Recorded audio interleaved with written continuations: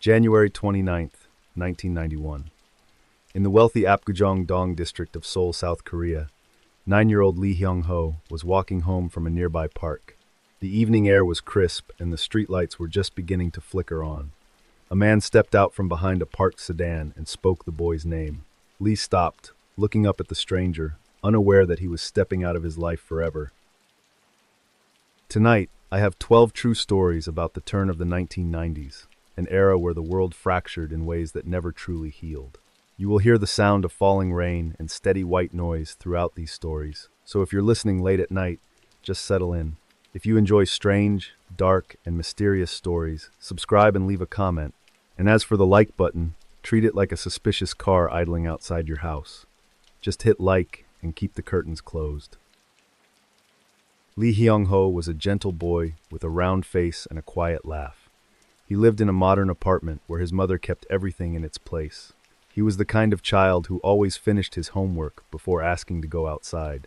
His parents were wealthy, providing him with the best clothes and the newest toys, but Hyong-ho mostly just wanted to spend time with his friends at the local playground. On that Tuesday, he had been particularly excited to get outside.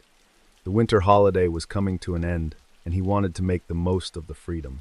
He wore a heavy winter jacket to protect him from the Seoul chill. His mother had watched him leave, reminding him to be back before the sun disappeared. He had nodded, flashing a quick smile before running toward the swings where his friends were already waiting. The neighborhood was considered the safest in the city. Apgujeong-dong was a place of high-end boutiques and expensive cars. Parents let their children walk to the park without a second thought. There was a sense of invisible security that surrounded the tree-lined streets. Hyong-ho spent the afternoon playing tag, his breath turning into white clouds in the freezing air, his mind filled with nothing but the games of children. His father, Lee Woo-sil, was a man who worked hard to ensure his family wanted for nothing. He was proud of his son, often bringing home small treats or books for the boy to read.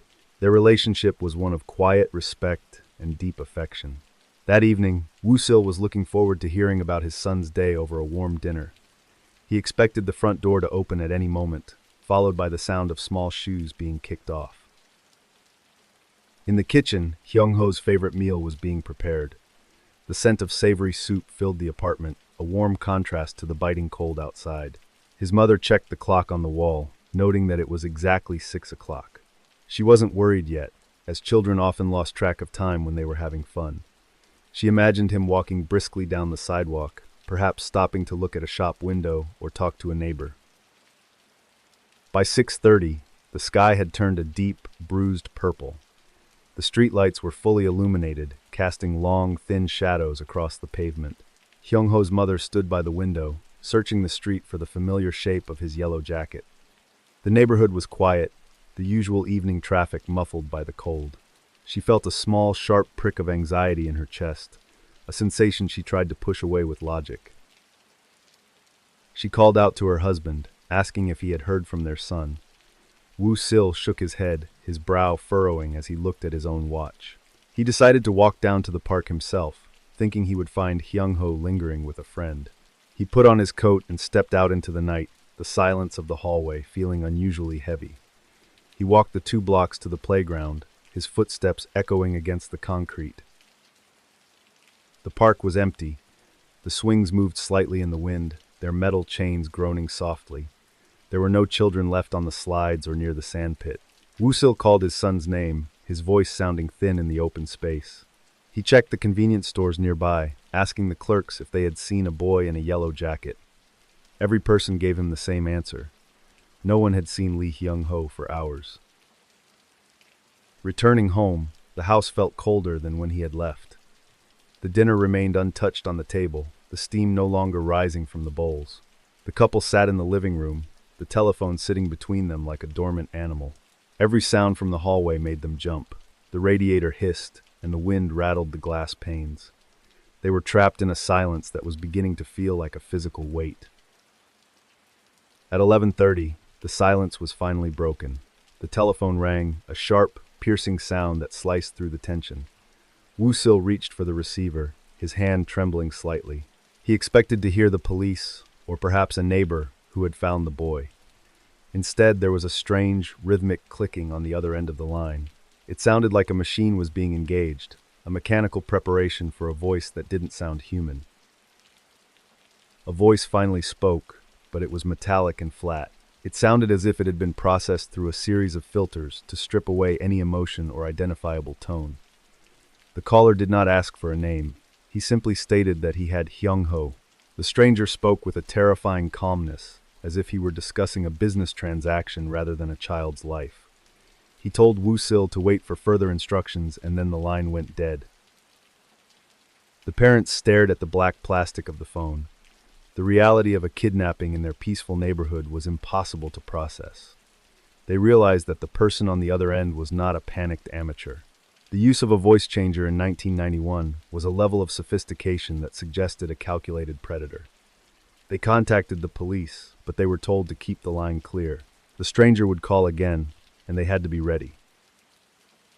Over the next 44 days, the telephone became the center of their existence. The kidnapper called 60 times, each time using the same distorted synthetic voice. He was a master of psychological pressure, sometimes calling in the middle of the night and other times remaining silent for days. He demanded 70 million won, a massive sum of money at the time. The police moved into the apartment, setting up recording equipment and tracing devices. The kidnapper played a complex game with the family and the authorities.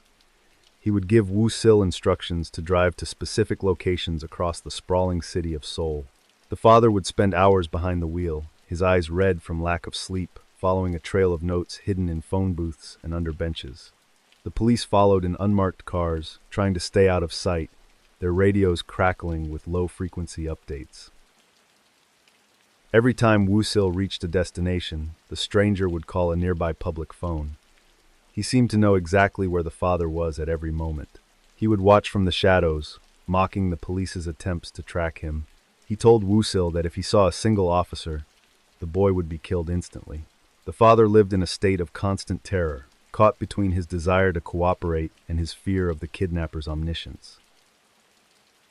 The police were baffled by the kidnapper's ability to evade detection. He used a variety of public phones, never staying in one place long enough for a trace to be completed. In 1991, the technology for tracking calls was slow and required several minutes of sustained connection. The stranger was aware of this, keeping his messages short and precise. He moved through the city like a ghost, always one step ahead of the task force. Throughout the ordeal, the parents begged to hear their son's voice. They needed proof that Hyong-ho was still alive. The kidnapper eventually played a recording over the phone. In the background of the metallic voice, they could hear the faint, muffled sound of a child crying.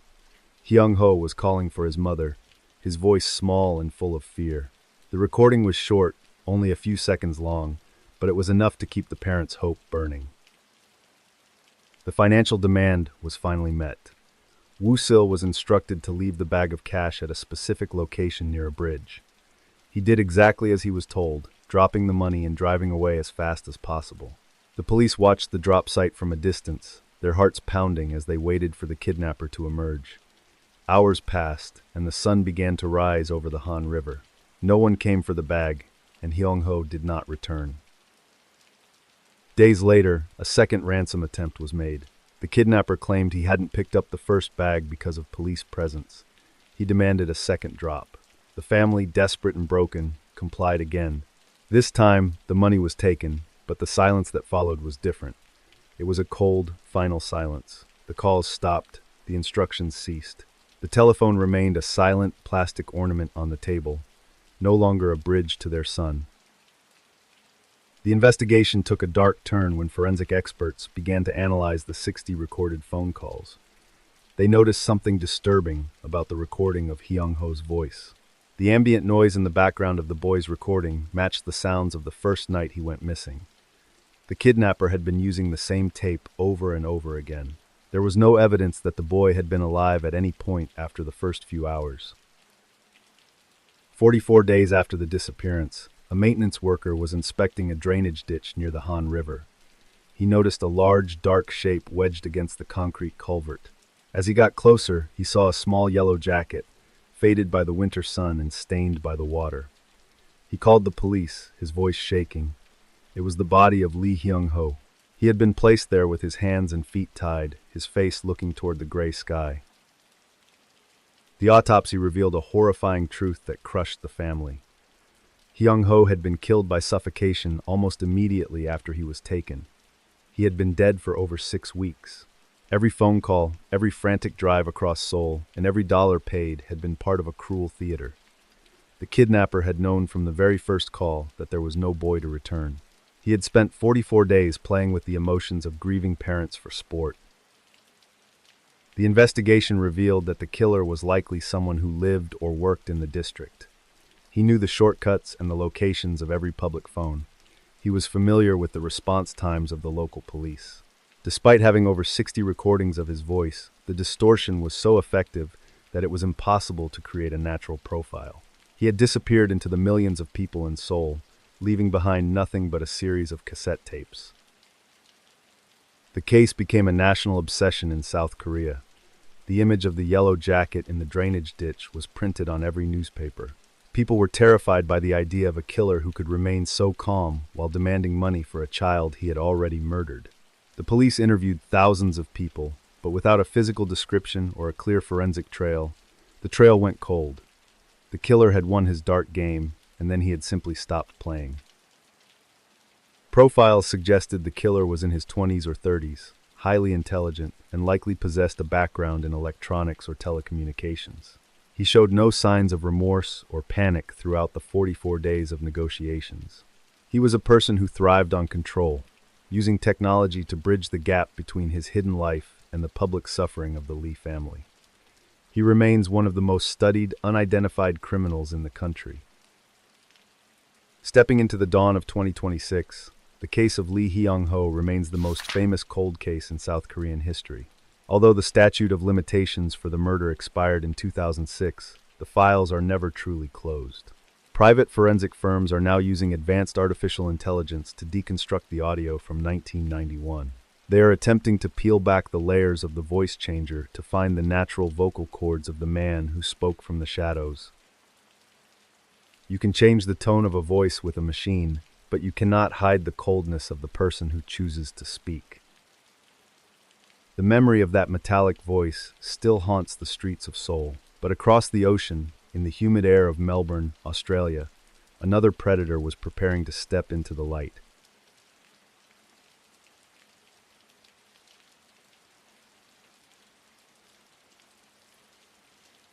You are sitting on a plush sofa in a quiet suburb of Melbourne, Australia, on a Saturday night in April 1991. The house is large and comfortable, filled with the faint scent of home-cooked food. Outside, the autumn wind rustles the eucalyptus trees. You feel safe behind the locked doors of this middle-class neighborhood, unaware that a pair of eyes is watching you through the glass of the kitchen window. Carmine Chan was 13 years old and possessed a maturity that went beyond her years.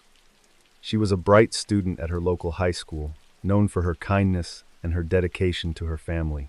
Her parents, John and Phyllis, worked long hours at their Chinese restaurant in a nearby suburb. Because they worked late on weekends, Carmine was often the one in charge of the household, a role she took on with pride and care. That evening, Carmine was looking after her 2 younger sisters, who were 9 and 7 years old. The 3 girls were close, spending their time playing games and watching television in the living room. Carmine had made sure they finished their schoolwork and had eaten their dinner.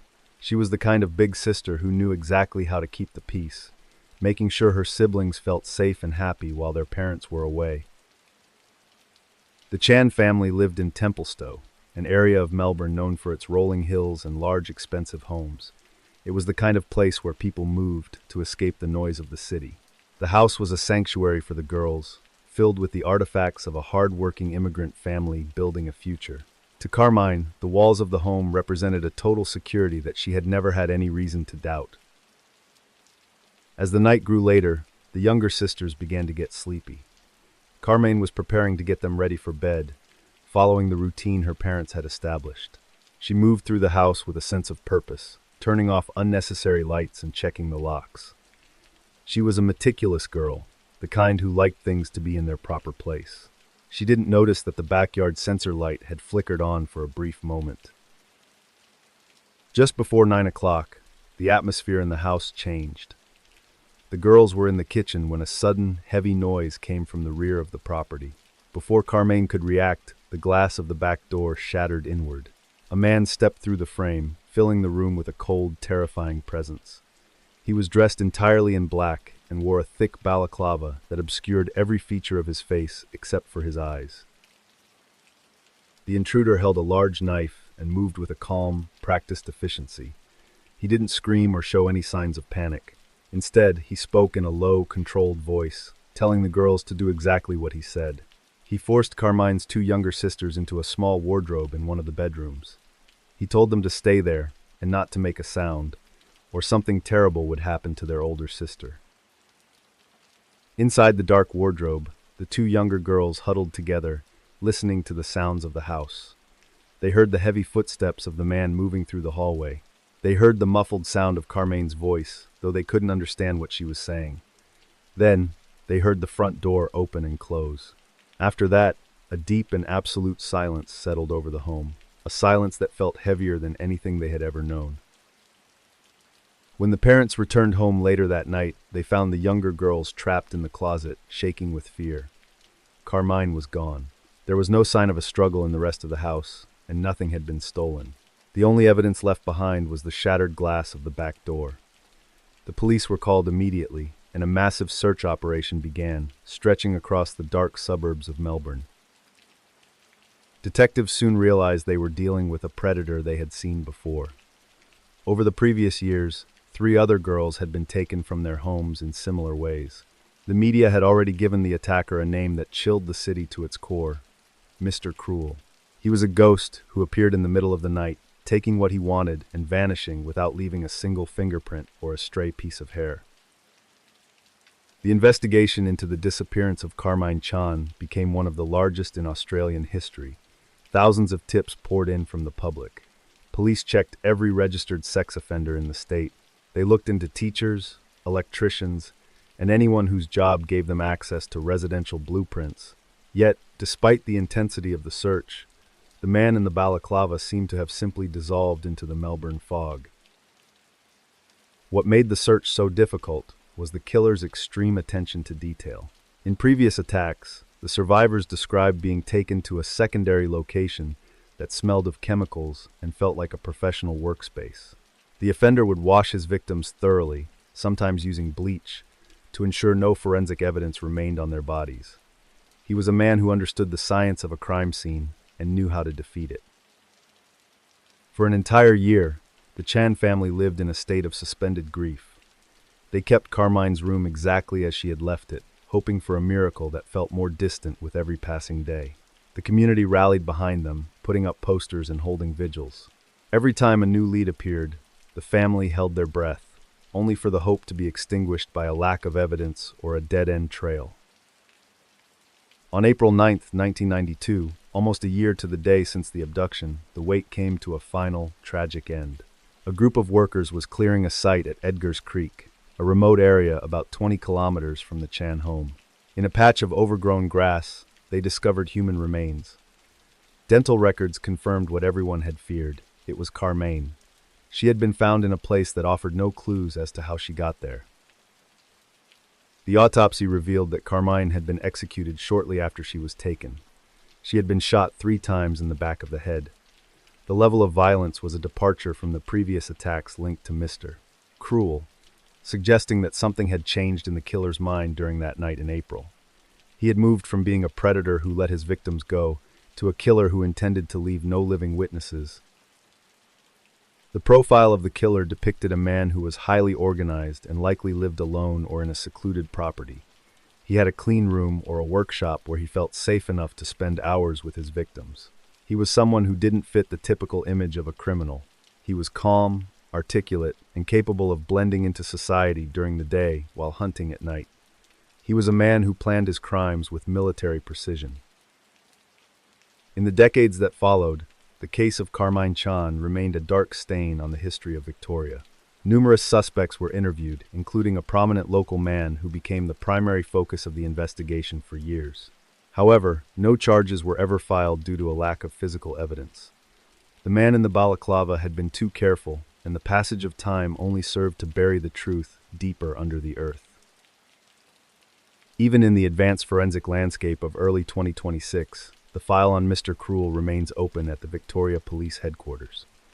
Technological advances are the new hope for the cold case squad. Investigators are currently focused on YSTR DNA analysis, a method that can track male lineages even in degraded samples. They are re-examining evidence gathered from the 1991 attacks, searching for a microscopic error the killer might have made in his pursuit of perfection. Sometimes, the most dangerous people are the ones who know exactly how to go unnoticed. The silence of the Melbourne suburbs is a heavy thing, but it is nothing compared to the sweet, artificial scent of a quiet shop in Texas where 4 more lives were about to vanish.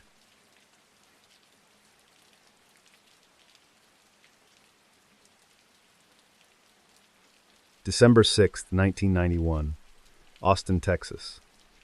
A light breeze moved through the parking lot of the North Cross Mall, carrying the faint scent of cedar and cold exhaust. Inside a bright shop called I Can't Believe It's Yogurt, 17-year-old Eliza Thomas was finishing her shift. She was a tall girl with a kind face and a steady work ethic. She enjoyed the quiet of the closing hour, the way the hum of the freezers became the only sound in the room as the city prepared. Working alongside her was her best friend, Jennifer Harbison.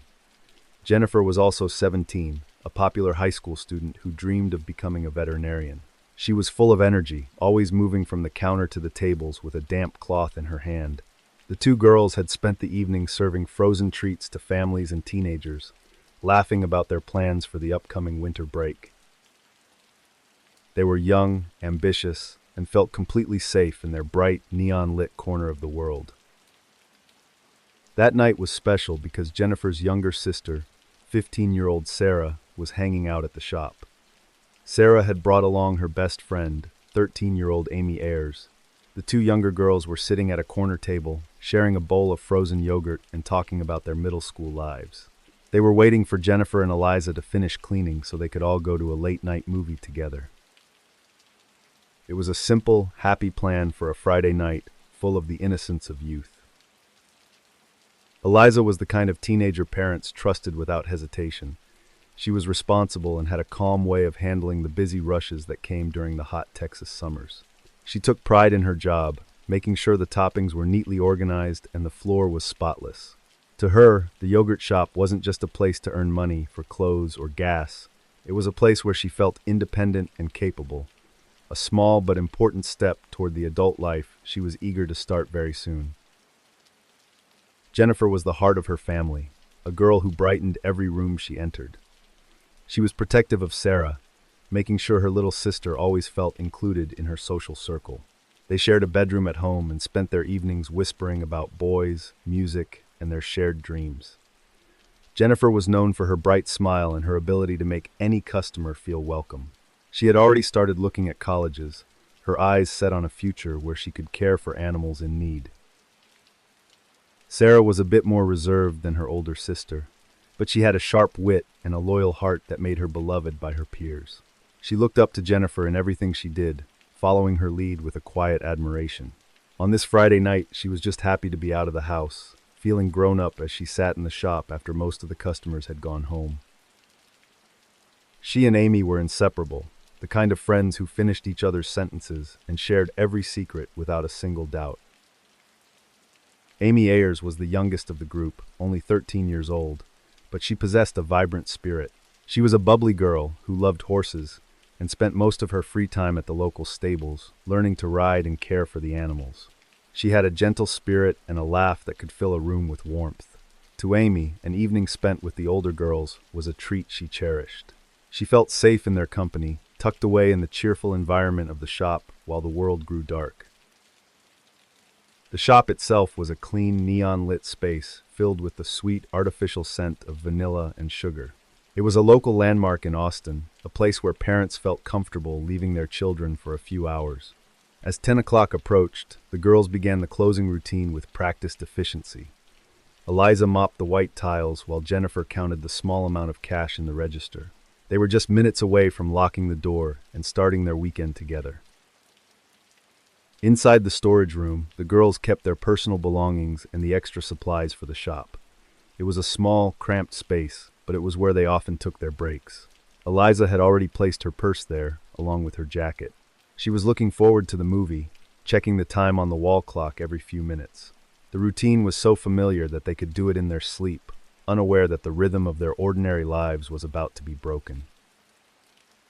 Jennifer made sure the yogurt machines were cleaned and the remaining toppings were covered for the night. She was meticulous about her work, wanting to leave the shop in perfect condition for the morning shift. She chatted with Sarah and Amy as she worked, her voice light and cheerful. The bond between the sisters was evident in the way they teased each other. To anyone looking in from the outside, it was a picture of perfect suburban peace, a moment of calm before the weekend began. The four girls were more than just co-workers and siblings. They were a support system for one another. They talked about their favorite bands and the stresses of high school exams. On this night, they were excited about the upcoming Christmas holidays and the gifts they wanted to buy for their families. They were focused on the future, on the small joys of teenage life, and on the simple pleasure of each other's company. They had no reason to believe that the world outside was anything but kind. Around 10 o'clock, two men entered the shop, the bell above the door chiming to announce their arrival. Eliza greeted them politely, even though she was ready to close and go home. She assumed they just wanted a quick treat before the lights went out for the night. The men didn't look out of place, just two ordinary customers in a city full of thousands of people. They walked to the counter and looked at the menu. Jennifer waited for their order, her hand resting on the cooling machine.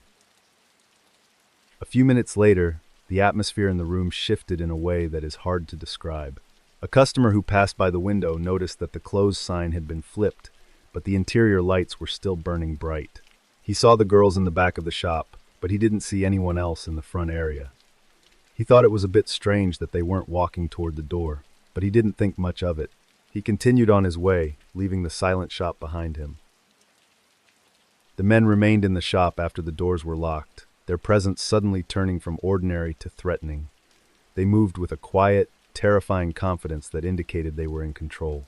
The girls, who had been laughing moments before, were suddenly faced with a reality they could not have imagined. The bright, cheerful shop became a cage.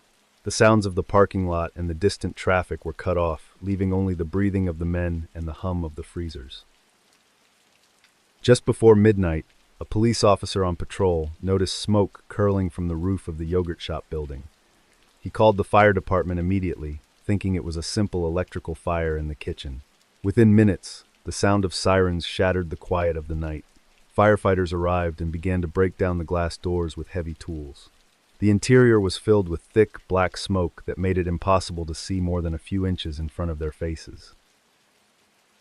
As the firefighters moved into the back of the shop to find the source of the flames, they found a gruesome scene that would haunt the city for decades. In the small storage room, they discovered the bodies of the four girls. They had been stacked on top of each other in a corner, bound with their own items of clothing. The heat of the fire had been intense, but it hadn't erased the evidence of a violent struggle. Each girl had been shot in the back of the head at close range with a firearm. The discovery sent shockwaves through the emergency responders. They had expected to fight a fire, but they found themselves in the middle of a mass murder scene. The transition from a routine call to a major investigation happened in seconds. The shop, once a place of sweet scents and bright lights, was now a blackened tomb. The police were called in to secure the area, but the damage from the fire and the water from the hoses had already begun to complicate the search for clues. The fire had been set deliberately to cover up the crime and destroy any evidence the killers might have left behind. Accelerants had been poured over the bodies and throughout the storage area before the match was struck. The water from the fire hoses, while necessary to put out the flames, had washed away many potential clues like hair or fibers. The investigation began in a state of chaos. Detectives scrambled to find any piece of evidence that had not been destroyed by the heat. The crime scene was a nightmare for forensic technicians. The combination of high heat and thousands of gallons of water meant that most traditional evidence was lost. Every surface was covered in a thick layer of soot or soaked through. Investigators had to sift through the debris by hand, looking for tiny fragments of glass or metal that might have survived. The struggle to find a single fingerprint or a clear footprint was a battle against the elements that they were slowly losing. For weeks, the city of Austin felt like a place under siege. Parents stopped letting their children walk to school, and businesses in the mall area saw their customers dwindle. The local media provided constant updates, but there were no answers to be found. Every young man in town was a potential suspect, and the tension between the public and the police grew with every passing day. The silence from the investigation was interpreted as a failure, leading to a deep sense of unease. The community of Austin was paralyzed by fear as the news of the massacre spread. The idea that 4 innocent girls could be murdered in such a brutal way was incomprehensible to the residents. The police felt immense pressure to find the killers as quickly as possible. They interviewed hundreds of people and followed thousands of leads. They looked at everyone who had been in the parking lot that night, but the suspects seemed to have vanished into the darkness of the Texas night. Years passed without any significant progress, and the case became a heavy burden for the local police department. Families of the victims struggled to find peace in a world that felt increasingly dangerous. Then, in 1999, there was a sudden breakthrough. Authorities arrested 4 men who had lived in the area at the time of the murders. The group became known as the Austin Four. Under intense interrogation, 2 of the men confessed to the crime, providing details. The arrest of the Austin Four was seen as the end of this long, painful chapter. The city wanted to believe that the system had worked, and for a while, it did. The details provided in the confessions were enough to convince a jury, but they were not enough to silence the skeptics.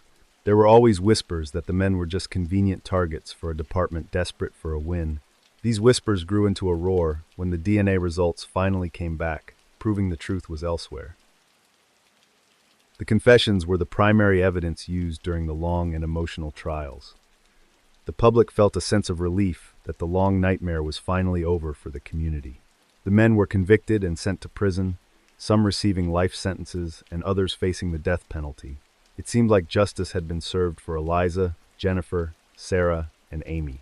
However, beneath the surface of the legal victory, there were serious problems with the case that many chose to ignore. Defense attorneys argued that the confessions had been coerced through long hours of high-pressure questioning in small rooms. They claimed the men had been fed details by the detectives rather than providing them voluntarily. There was no physical evidence linking any of the 4 men to the yogurt shop. No fingerprints, no hair, and no blood had been found that matched the suspects. The entire case rested on words spoken in a small interrogation room under extreme psychological duress. In 2009, the case took a dramatic turn that changed everything. New DNA testing was performed on evidence found at the scene that had previously been untestable due to technological limits. The results were shocking to the prosecution and the public. A male DNA profile was found on one of the victims, but it did not match any of the 4 men in prison. This new evidence threw the previous convictions into doubt. The legal system was forced to re-examine the case. Because of the DNA results, the convictions against the men were overturned by the courts. They were released from prison, leaving the families of the victims in a state of renewed grief and confusion. The case was officially cold once again. The realization that the real killers might still be walking the streets was a devastating blow to the city of Austin. The investigation had to start over from the beginning, but many of the original leads had dried up over the decades. I often wonder if the truth is buried under the ashes of that shop, forever out of reach. The fire did more than just hide the killers. It created a void where facts should have been. For over 30 years, the families of the 4 girls have waited for a definitive answer. They have seen men go to prison and then walk free, leaving them with nothing but the memory of a bright Friday night that ended in total darkness. The weight of that uncertainty is a heavy burden to carry. Forensic reconstruction suggests that at least 2 men were involved in the attack that night. They likely entered the shop just before closing, using the isolation of the late hour and the quiet parking lot to their advantage. They moved the girls to the back room quickly, showing a level of control that suggests they might have done this before. The shooters were methodical, ensuring that there were no witnesses left to tell the story of what really happened inside the shop. The unidentified DNA profile remains the best hope for solving the case in the future. It belongs to a male who has never been entered into the National Criminal Database. This suggests the killer may not have been caught for other violent crimes, or perhaps he lived a life that kept him under the radar of the law for decades. Detectives believe the suspects were likely young men at the time, possibly drifters who were passing through the state of Texas before moving on. While 35 years of silence have stretched into early 2026, the Austin Police Department continues to work with private laboratories to identify the owner of the mystery DNA. They are utilizing genetic genealogy, a process that compares the profile to public ancestry databases to find relatives of the killer. The files are reviewed every year, and new witnesses are occasionally interviewed, but the shop where it all happened has long since been demolished and replaced by something new and ordinary. The yogurt shop is now just a memory, replaced by new buildings and a different city that has moved on. The four girls are remembered by a small memorial and the enduring love of their families who refused to forget them. Their lives were cut short in a place that should have been safe, leaving a scar on the heart of Austin that never quite fades. The search for the two men who walked into the light of that shop continues, 35 years after the smoke finally cleared. The smell of sweet yogurt and fire is a haunting mix that lingers in the mind, but sometimes the most terrifying things aren't found in a burning building. They are found in the cold interior of a luxury car idling in a crowded parking lot in London. In that world, the engine is left running and the turn signal is left blinking, but the person behind the wheel is no longer breathing, and no one in the crowd noticed when she stopped. The transition is as quiet as a shadow.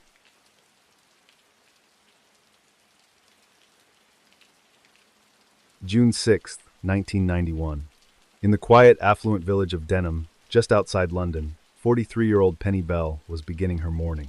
The sun was bright, and the air held the promise of a warm summer day. She was a woman who moved through life with a sense of purpose and order. She stood in her kitchen, sipping tea, looking out at the manicured garden she had worked so hard to maintain for her family. Penny was the center of a very successful world. She was a partner in a lucrative recruitment consultancy, a role that required she be organized, professional, and highly perceptive.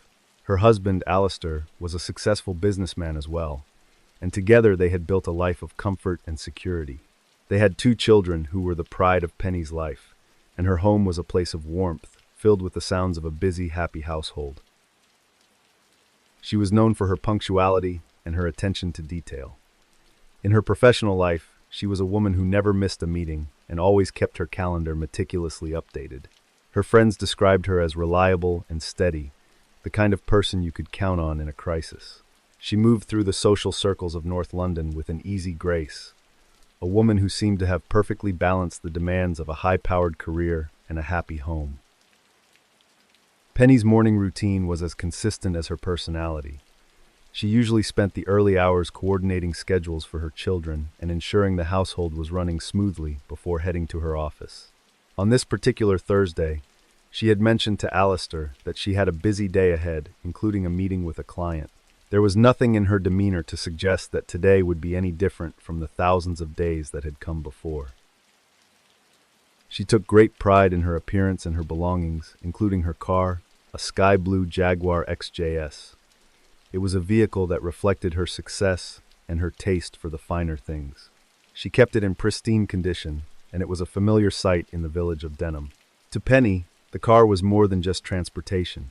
It was a private, mobile office where she could think and make phone calls between her many professional and personal appointments. Her relationship with Alistair was built on mutual respect and a shared vision for their future.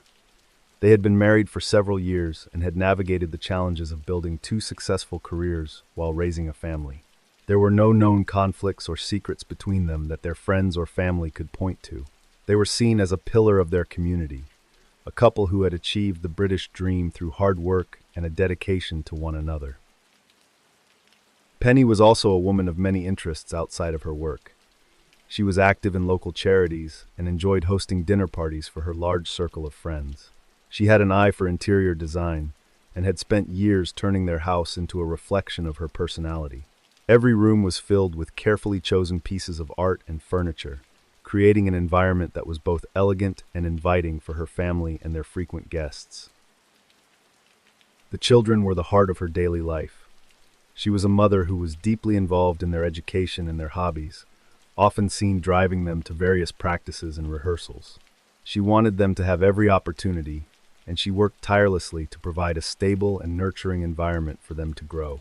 Her love for them was evident in the way she spoke about their achievements and the time she dedicated to their small, daily needs. On the morning of the 6th, Penny seemed to be in good spirits. She had breakfast with her family, chatted about the day's plans, and waved goodbye as she prepared to leave. She told her builders, who were working on the house, that she would be out for a few hours.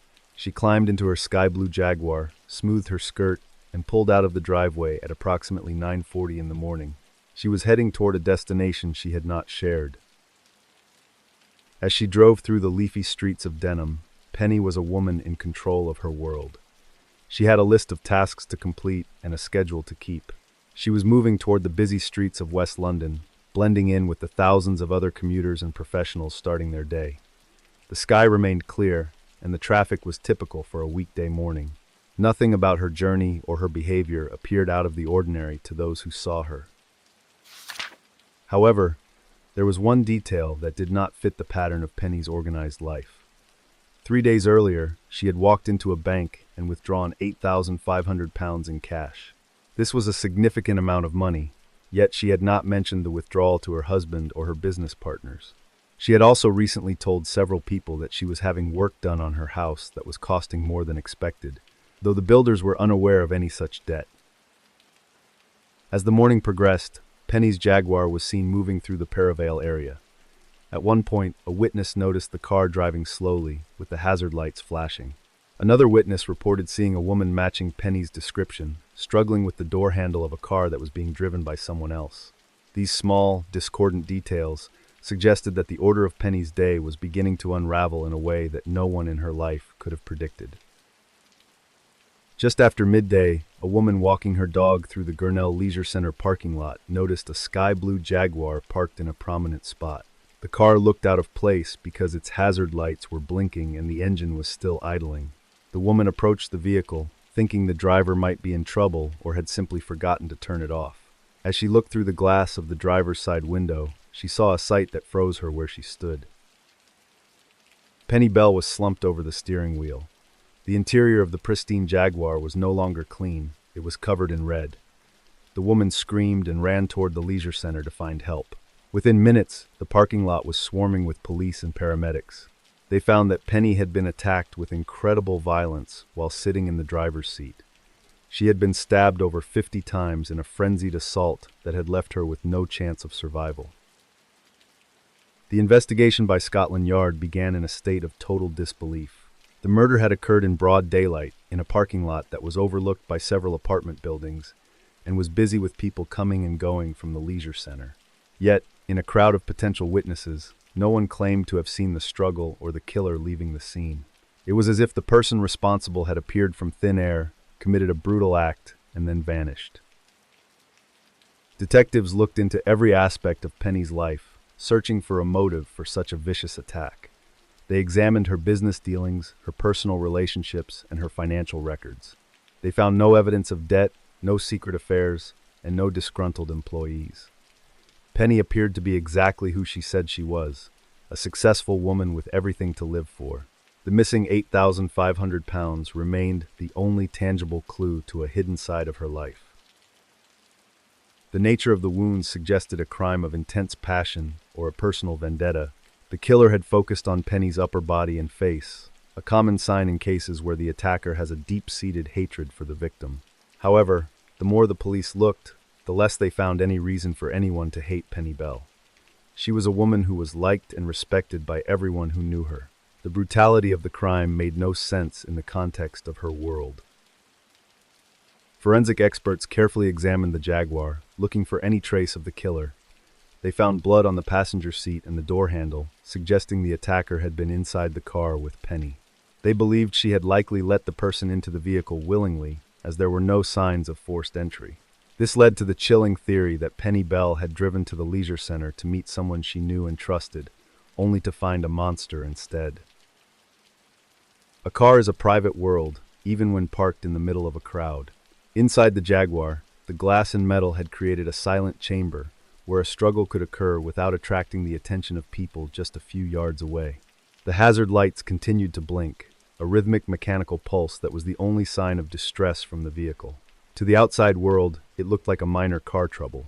Inside, it was a scene of absolute and final chaos.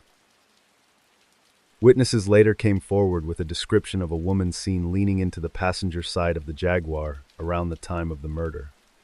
Other reports mentioned a man seen walking away from the parking lot, looking disheveled. However, none of these leads resulted in an arrest. The descriptions were vague and often contradictory.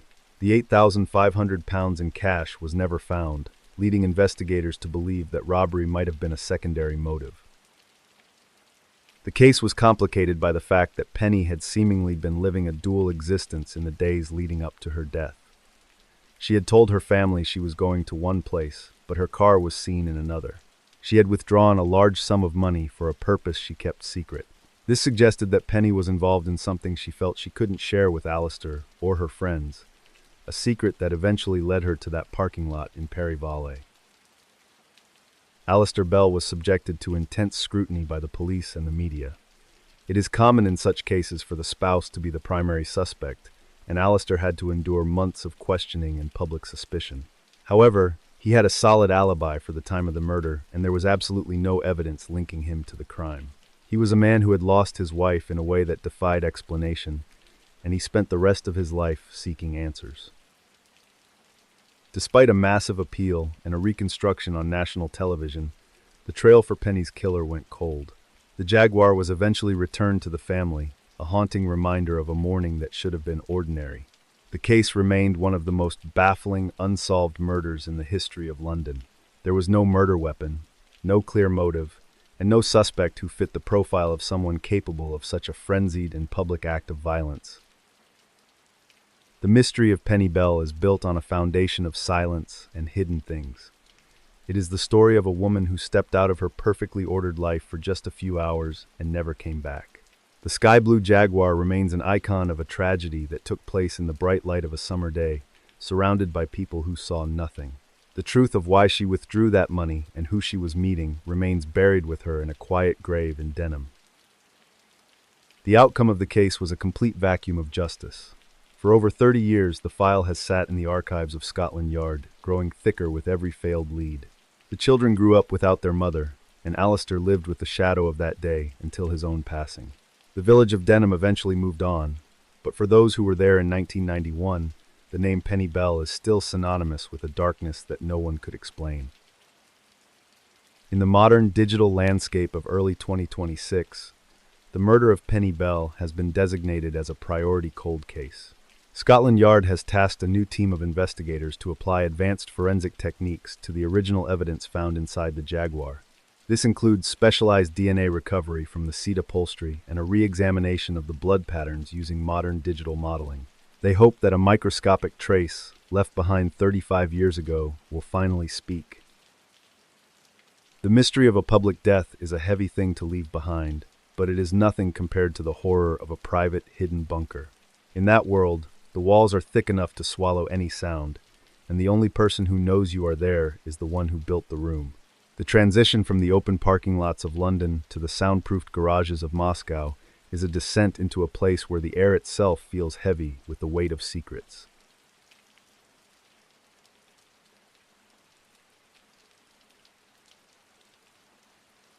September 1991. The Odintsovo district of Moscow was a place where the concrete of the city began to give way to thick, dark forests. 12-year-old Igor was walking along a dirt path, kicking a rusted soda can. The Soviet Union was crumbling around him, but to Igor, the world was still just a series of woods and hidden clearings. He was looking for his friends, his breath visible in the cooling autumn air. Igor was a boy who knew every shortcut through the district. He was resourceful, used to the shortages and the uncertainty that defined life in the early 90s. He spent his afternoons exploring abandoned buildings and playing games that required nothing but imagination and a few sticks. He was quick on his feet and had a laugh that could be heard from 2 blocks away. To his mother, he was the bright light in a very gray world. His friend, 10-year-old Oleg, lived in the apartment complex next door. Oleg was quieter, a boy who loved to draw and often carried a sketchbook with him wherever he went. He was the kind of child who noticed the small things, like the way the moss grew on the north side of the birch trees. Together, they formed a pair that seemed to belong to the forest itself. They were inseparable, bound by the shared secrets of a Russian childhood. The boys in Odinsovo were raised with a certain toughness. They knew which dogs to avoid and which neighbors would give them a piece of bread if they asked politely. They moved in small packs, their voices filling the courtyards until the sun went down. There was a sense of communal safety in the district, despite the political chaos happening in the capital. Parents worked long hours, trusting that their sons were simply being boys in the woods. Igor often thought about the future, wondering if he would grow up to work in the factories or perhaps become a soldier. He liked the idea of travel, of seeing what lay beyond the borders of Moscow. For now, he was content with his small kingdom of dirt and trees. He found joy in the simplest things, like a perfectly round stone or a discarded magazine. He was a boy with a wide-open heart, unaware that some people viewed that openness as a target. The district was dotted with small garages, rows of corrugated metal and brick structures where men tinkered with old cars. These garages were private spaces, shielded from the eyes of the public. They smelled of gasoline, grease, and damp earth. To a boy like Igor, they were mysterious places, full of tools and parts that seemed like relics from another age. He often walked past them, hearing the rhythmic clink-clink of a wrench hitting a pipe. Oleg's sketchbook was full of drawings of the forest and the animals he saw there. He had a gentle way of moving through the brush, as if he didn't want to disturb the world he was observing. He was a sensitive child, the kind who would stop to help a beetle that had flipped onto its back. His parents encouraged his art, seeing it as a way for him to find beauty in a landscape that was often harsh and unforgiving for a young boy. In the summer months, the boys would swim in the local ponds, their skin turning brown under the sun. They would build fires and tell stories of ghosts and ancient spirits that lived in the deep woods. Life was a cycle of play and exploration, a time of relative peace before the responsibilities of adulthood arrived. Igor and Oleg were the masters of their environment, confident in their knowledge of every trail and every hiding spot in the district. One afternoon, Igor saw a car idling near the edge of the woods. It was a modest vehicle, the kind that didn't attract any attention. A man sat inside, his hands resting lightly on the steering wheel. He looked like any other professional, perhaps a teacher or a clerk. He caught Igor's eye and offered a small, polite smile. He mentioned that he had something interesting in his garage nearby, something that a boy who liked adventures might want to see. The man spoke with a calm, educated tone that made Igor feel like he was being treated as an adult. He talked about a collection of animals and strange things he had gathered. Igor felt a surge of curiosity, the natural impulse of a 12-year-old who wanted to see something new. He thought about his friends and the stories he could tell them later. He stepped toward the car, drawn in by the man's steady gaze and the promise of a hidden wonder. The garage was located at the end of a long, quiet row of similar buildings. It looked perfectly ordinary from the outside, with a heavy metal door and a sturdy lock. The man led Igor inside, the air immediately turning cool and smelling of old motor oil. The interior was well organized, with shelves of tools and parts neatly arranged. It felt like a workspace, a place where things were repaired and maintained with a high level of precision. In the corner of the floor, tucked behind a workbench, there was a heavy wooden hatch. The man pulled it back, revealing a ladder that descended into the dark. He told Igor that the best things were kept below, in a special room he had built himself. The boy hesitated for a second, the cool air from the hole hitting his face. Then, encouraged by the man's gentle hand on his shoulder, he began to climb down into the silence of the earth. The room beneath the garage was a concrete bunker, small and cramped. The walls were lined with thick, soundproofing materials that made the air feel dead. There were no windows, and the only light came from a single, dim bulb hanging from the ceiling.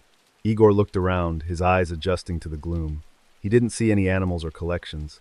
He saw a room designed for one thing, to ensure that no sound could ever escape to the world above. Igor's heart began to race as the man climbed down after him and closed the hatch. The clack of the lock was the loudest sound Igor had ever heard. The man's demeanor changed instantly. The polite smile was gone, replaced by a cold, clinical focus. Igor realized with a terrifying clarity that he was in a trap. He looked at the soundproofed walls and understood why no one in the row of garages had ever heard a single scream from this spot. In a moment of pure, desperate instinct, Igor didn't freeze. As the man reached for a set of restraints on the table, Igor dove for the ladder. He climbed with a strength he didn't know he possessed, his fingers catching on the rough wood. The man grabbed at his ankle, but Igor kicked back with all his might, his boot connecting with the man's face. He scrambled through the hatch and ran out of the garage, not stopping until he reached the main road. Igor reached the police station breathless, his clothes torn and his face pale. He told the officers about the man, the car, and the secret room beneath the garage floor. At first, they were skeptical, thinking it was just a boy's overactive imagination. But Igor provided a detail that caught their attention: the license plate number of the car. He had memorized it as he ran. This single piece of information turned a child's story into a major investigation. The police began to look into the owner of the vehicle. They found that the car belonged to a man named Sergey Golovkin. He was a highly respected livestock specialist who worked at a nearby state farm. He had no criminal record and was known as a quiet, hard-working professional. He was the last person anyone would suspect of having a torture chamber beneath his garage. However, Igor's description of the bunker was too specific to be ignored by the task force. Detectives began a surveillance operation on Golovkin. They watched him as he moved through his daily life, noting his calm and methodical habits. He appeared to be a man of high intellect and low social suspicion. He was a specialist in the anatomy of animals, a fact that chilled the investigators when they thought about the soundproofed room. They waited for the right moment to strike, wanting to catch him in the act before another boy vanished. When the police finally raided the garage, they found exactly what Igor had described. The hatch was hidden beneath the floorboards, leading down to the concrete bunker.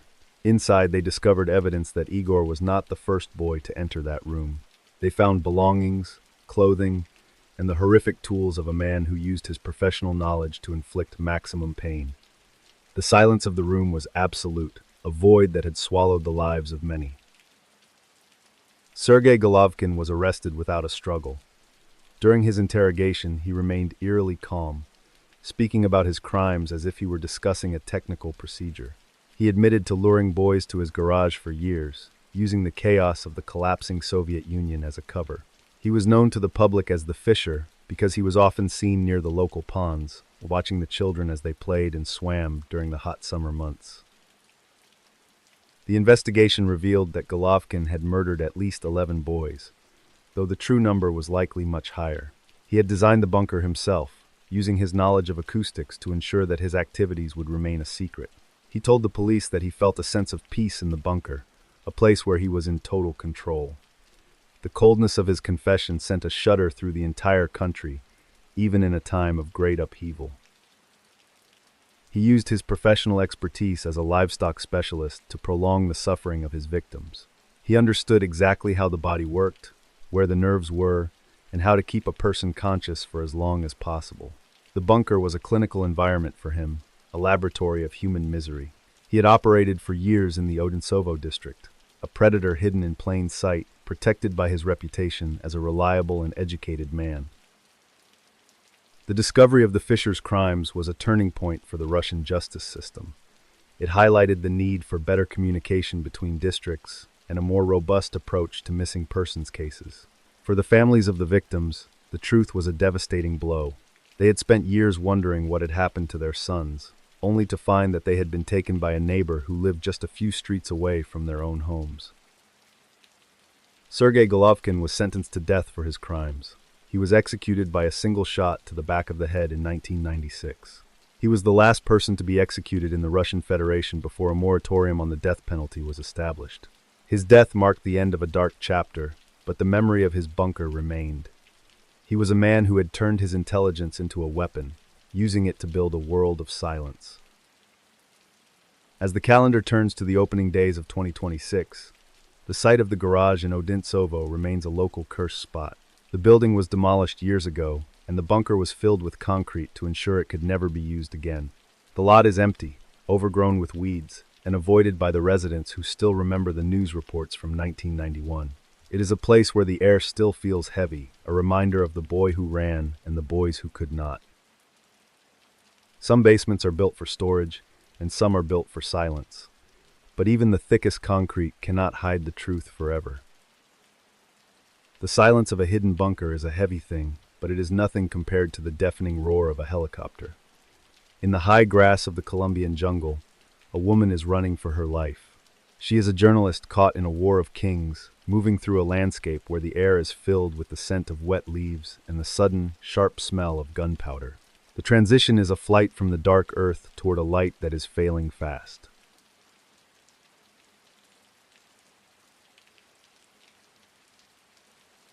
January 25th, 1991. In the dense, humid mountains near Medellin, Colombia, 40-year-old Diana Turbay was awake before the sun. She sat on a thin mattress in a small wooden cabin, listening to the birds in the canopy above. For 5 months, the jungle had been her world, a place of endless green and the constant, low hum of insects. She touched a small gold cross around her neck, waiting for a morning that would change everything. Diana was a woman born into the heart of Colombian history. She was the daughter of Julio Cesar Turbay, a man who had served as the president of the republic. Growing up in the halls of power, she had seen the weight of leadership and the cost of public service. But Diana did not want to live in her father's shadow. She wanted to be the one who asked the questions, the one who sought the truth in a country that was increasingly defined by secrets and violence. She became a prestigious journalist, founding a television news program and a magazine that tackled the most difficult issues of the day. Diana was known for her sharp intellect and her ability to get people to speak. She was a mother to 2 children, Maria and Miguel, and she balanced her demanding career with a deep, fierce love for her family. To the people of Colombia, she was a symbol of elegance, intelligence, and a brave commitment to the truth. Her office in Bogotá was a place of constant motion, filled with the sound of typewriters and the smell of strong coffee. Diana was always looking for the next big story, the one that would shed light on the dark corners of the nation. She was respected by her peers and admired by a public that saw her as a bridge between the elite and the everyday citizen. She believed that journalism could be a force for peace in a land that was being torn apart by the drug cartels. She was a woman of deep faith and high standards. She insisted on accuracy and fairness in all her reporting, even when dealing with the most dangerous subjects. Her home was filled with books and music, a sanctuary where she could forget the pressures of her professional life for a few hours. She loved to host dinners for her friends, engaging in long debates about the future of Colombia, while her children played in the next room, unaware of the heavy world outside. In the late 1980s, the war between the state and the Medellin cartel was reaching its peak. Pablo Escobar had declared a war of terror, using car bombs and assassinations to force the government to ban extradition to the United States. Diana reported on these events with a heavy heart, aware that her own family's status made her a person of interest. Yet, she refused to stop her work, believing that silence was the greatest victory for the criminals. She was particularly interested in the possibility of peace talks between the government and the guerrilla groups operating in the mountains. Diana felt that if she could secure an interview with the leaders of these groups, she might be able to facilitate a dialogue that would save lives. Her ambition was not for fame, but for a solution to the cycle of violence that was claiming the lives of so many young Colombians. She was a woman of action, always looking for a way forward. Her commitment to her children was the driving force behind everything she did. She wanted them to grow up in a country where they didn't have to look over their shoulders every time they stepped outside. Maria and Miguel were her greatest joy, and she spent every spare moment with them, teaching them about the history of their country and the importance of integrity. She was a mother who led by example, showing them that courage was the decision to act despite the fear. By August of 1990, Diana was preparing for what she believed would be the biggest interview of her career. She had been contacted by a group claiming to represent a prominent guerrilla organization. They promised her an exclusive meeting with their top leadership in a secret mountain location. Diana was cautious, but the potential for a breakthrough was too great to ignore. She gathered her camera crew and prepared to head into the heart of the country. On August 30th, Diana and her team met their contacts in a small town. They were told that for security reasons, they would have to be blindfolded for the final leg of the journey. This was a common request in such high-stakes meetings, and Diana agreed without hesitation. She climbed into the back of a van, the darkness of the blindfold, a small price to pay for the story she hoped to tell. The vehicle moved for hours, climbing higher into the cool, thin air of the Andes. When the blindfolds were finally removed, Diana found herself not in a guerrilla camp, but in a small, isolated farm. The men who had brought her there were not rebels fighting for an ideology. They were young, nervous, and heavily armed.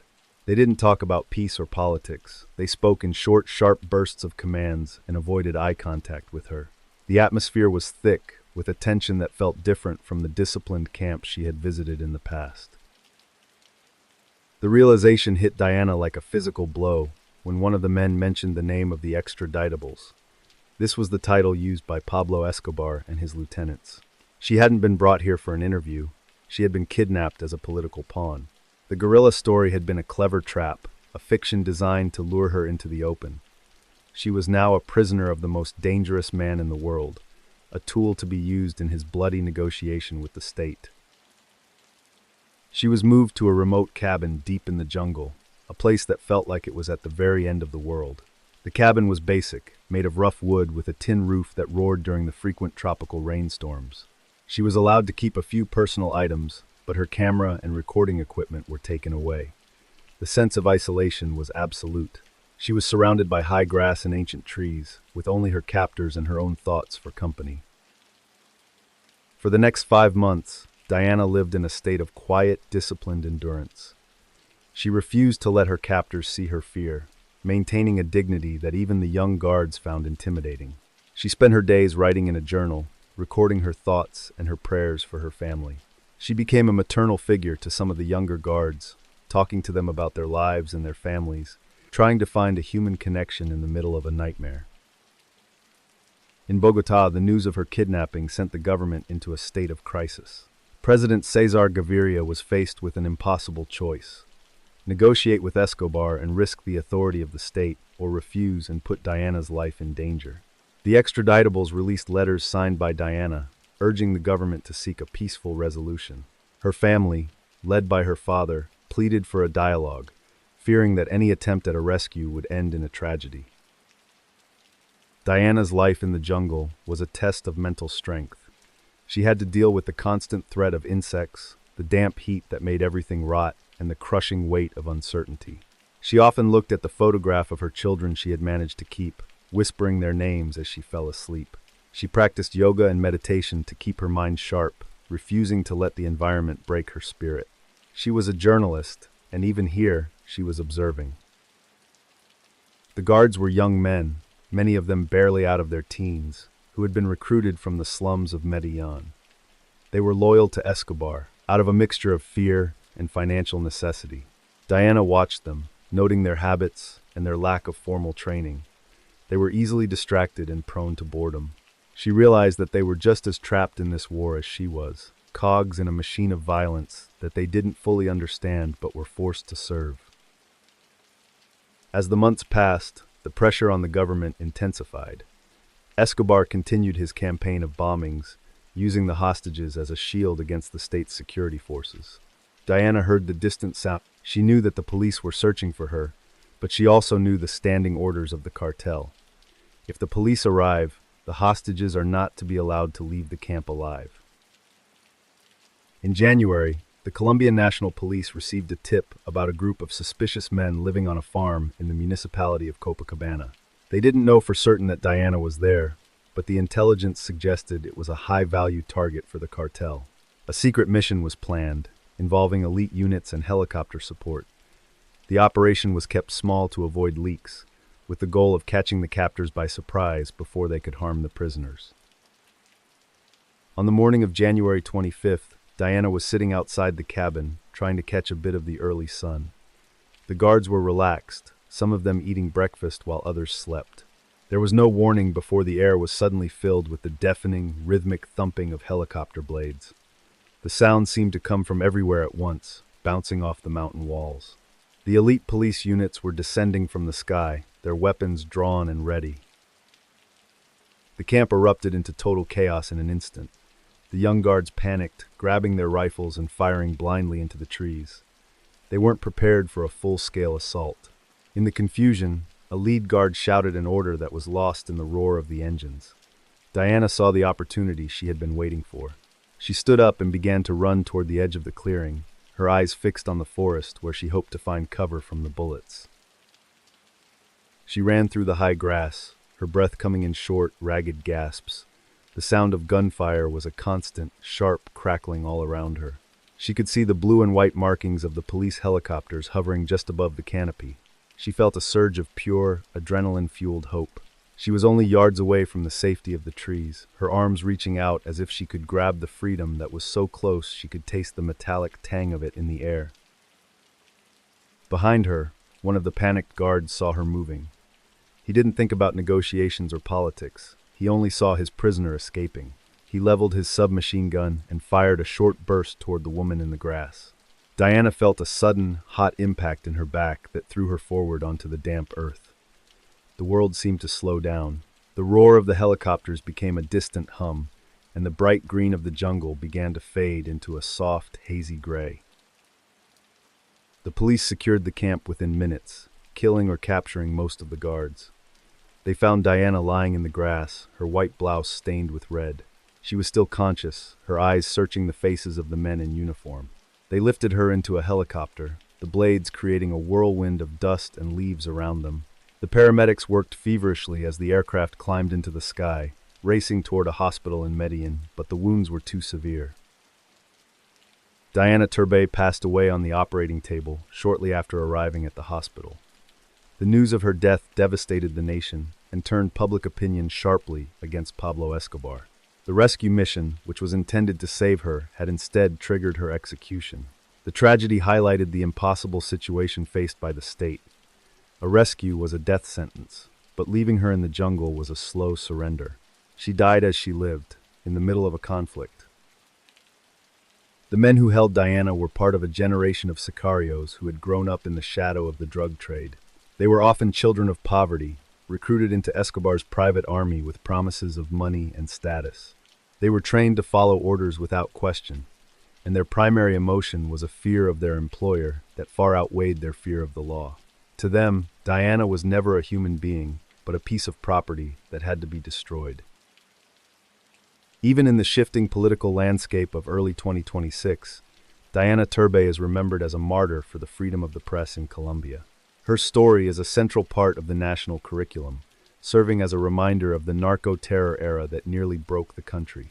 Her children, Maria and Miguel, have spent their lives honoring her legacy through journalism and social work.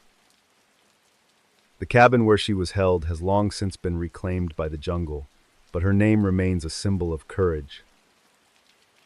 I think about that final run toward a help that came too late, and I wonder if she felt the relief of the forest before the world went quiet. It is a haunting image, a woman caught between the sky and the earth, reaching for a future that was snatched away in a single second. We often look for meaning in these moments, but sometimes there is only the silence of the grass and the memory of a woman who refused to be silenced while she was still breathing. The thumping of helicopter blades is a sound that stays with you, but it is nothing compared to the sound of fire moving through the narrow hallways of a ship. On the freezing waters of the North Sea, the air is not filled with jungle heat, but with the scent of diesel fuel and the desperate cries of families trapped in a labyrinth of smoke. The transition is a shift from the solid earth of the mountains to the shifting, dangerous deck of a ferry in the dead of night.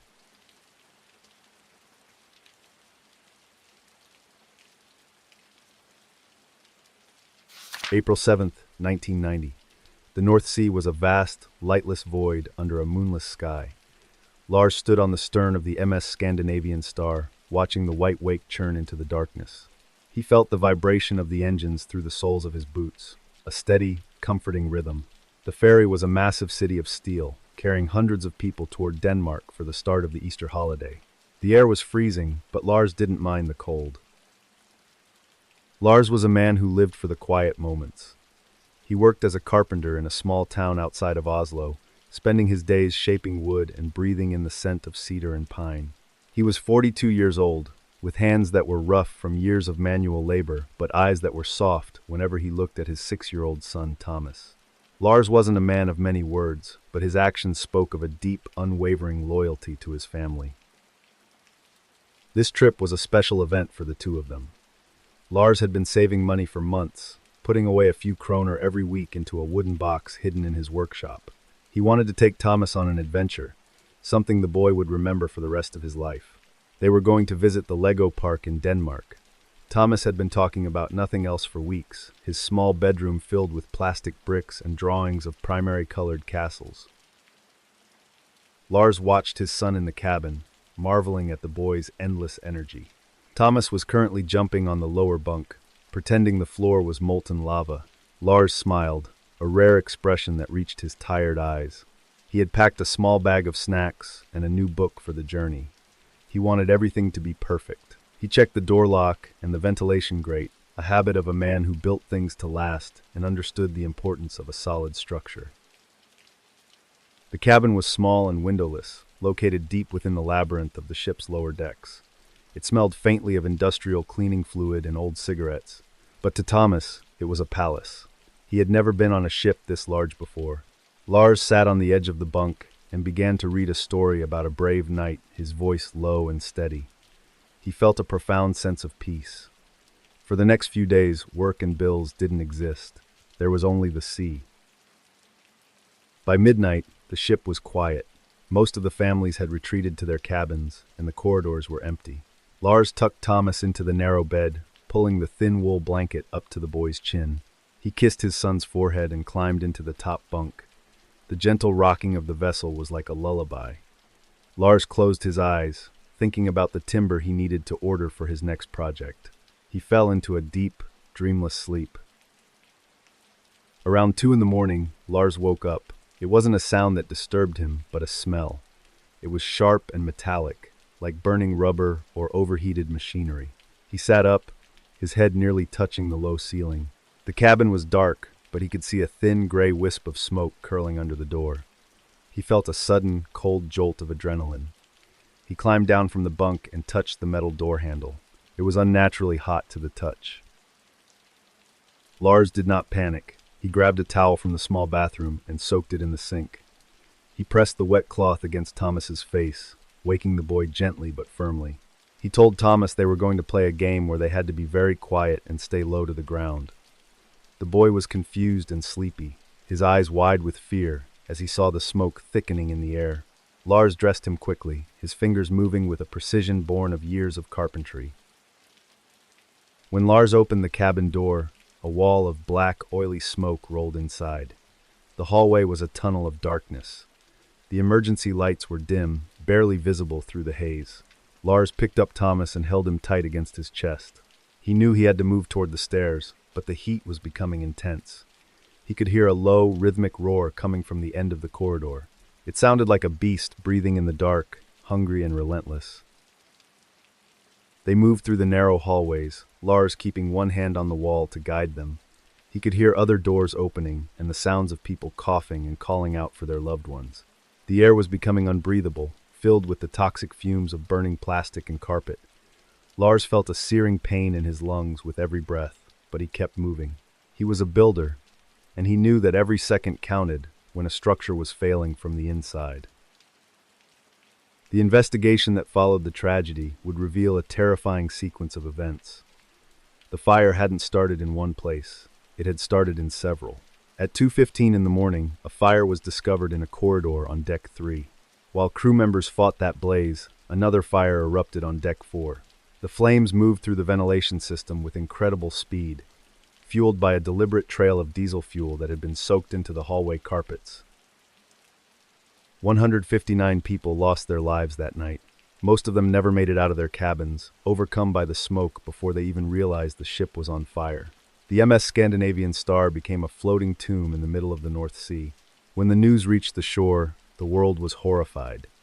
It wasn't just a tragic accident. The presence of multiple ignition points and the use of accelerants meant that this was a deliberate act of mass murder. The initial search for a suspect led police to a Danish truck driver named Erik Mørk Andersen. He had a prior conviction for arson and was one of the victims who died in the fire. For years, the official narrative was that Anderson had acted alone, a disturbed individual who had decided to take hundreds of people with him. It was a convenient explanation that allowed the shipping company and the insurers to move on from the disaster without further scrutiny. However, the details didn't add up. Independent investigators began to look closer at the timeline and the nature of the fires. They found that someone had manually adjusted the ship's ventilation system to pull the smoke into the passenger areas. They also discovered that several fire doors had been propped open with blocks of wood. This required a level of professional knowledge about the ship's layout that a random truck driver simply wouldn't have possessed. The twist came when investigators looked into the financial status of the ship's owners.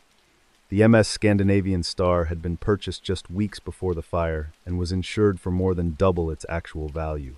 The company was facing significant financial difficulties. The fire occurred on one of the few nights when the ship was not fully booked, which would minimize the loss of life while still allowing for a total insurance claim on the vessel itself. On a ship at sea, there is nowhere to go when the walls begin to breathe fire. Lars and Thomas were among the lucky few who reached the upper decks and were rescued by a passing freighter. But Lars was never the same. He spent years obsessing over the details of the ship's construction, trying to understand how a vessel could fail so completely. He realized that the danger didn't come from the sea or the engines, but from the greed of men in distant offices. The truth was that the fire was a sophisticated act of sabotage. Professional arsonists had likely been hired to ensure the ship was a total loss. They knew how to bypass the fire alarms and how to use the ship's own systems to spread the flames. The truck driver, Anderson, had been a perfect scapegoat. His past used to hide a much larger and more cynical crime. The investigation was stalled for decades by a lack of political will and corporate interference. The killer in this story wasn't a single man with a match, but a collective of individuals motivated by a massive insurance fraud scheme. They viewed the passengers not as human beings, but as collateral in a financial transaction. They utilized their professional knowledge of maritime law and ship engineering to create a disaster that looked like an accident. They operated in the shadows of international finance, protected by layers of shell companies and legal walls. The legal outcome was a long and frustrating journey for the survivors and the families of the dead. It took over 25 years for the Norwegian government to officially admit that the initial investigation was flawed. The blame was finally shifted away from the truck driver, but the individuals who orchestrated the fraud have never been brought to justice. The statute of limitations has passed for many of the crimes, leaving a lingering aftertaste of injustice. As the calendar turns to the opening days of 2026, a new joint Scandinavian task force is finalizing a comprehensive report on the financial motives behind the 1990 disaster. They are using modern forensic accounting to trace the flow of insurance money through offshore accounts. While no new arrests are expected, the report is intended to provide a final, official record of the truth. The MS Scandinavian Star remains a symbol of the dark side of the maritime industry. Lars passed away in 2024, but Thomas is now a man with children of his own. He still has the small Lego castle he built with his father after they returned from that terrible night. He tells his children that the world is a beautiful place, but that they must always be aware of the structures around them. He knows that sometimes the most dangerous fires are the ones started by people who never intend to get their own hands dirty with the ash. Some people build things to last, and some people build them just to watch them burn for a profit. The scent of burning diesel on the cold sea air is a memory that never truly fades, but it is a quiet horror compared to the rhythmic sound of brass shells hitting the pavement. In the crowded streets of Hong Kong, a different kind of predator is standing in the middle of the road. He isn't hiding in the smoke. He is holding an assault rifle, waiting for the police to arrive so he can show them exactly who owns the city. The transition is a shift from hidden greed to open war.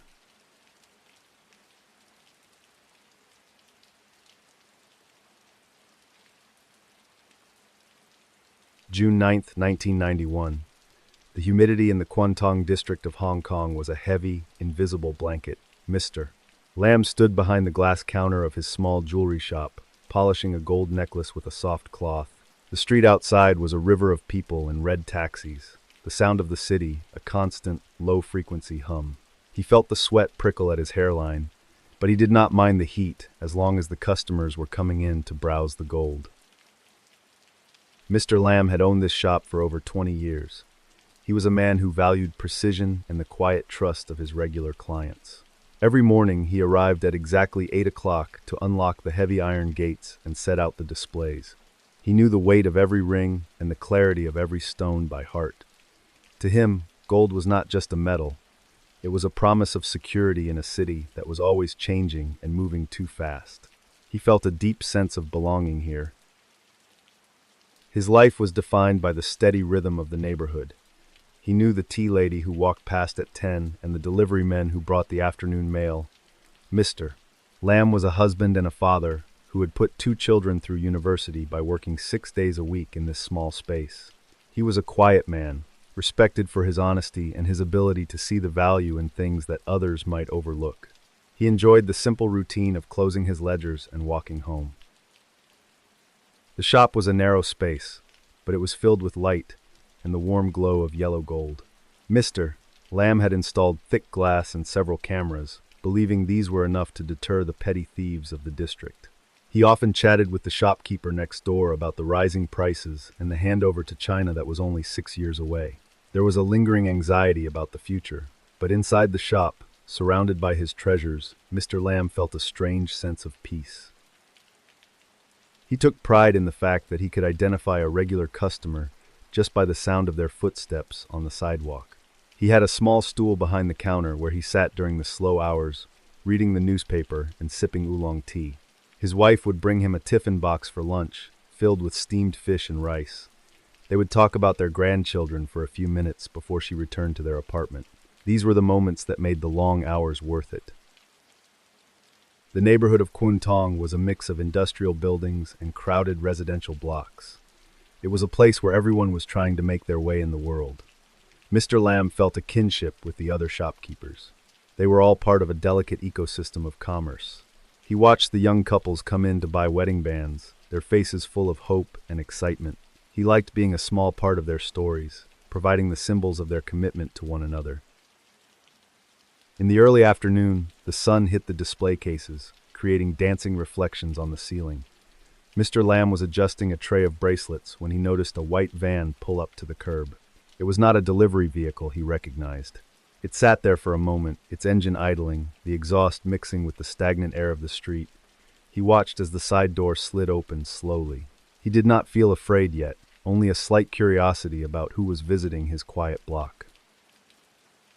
5 men stepped out of the van, all wearing dark clothing and surgical masks.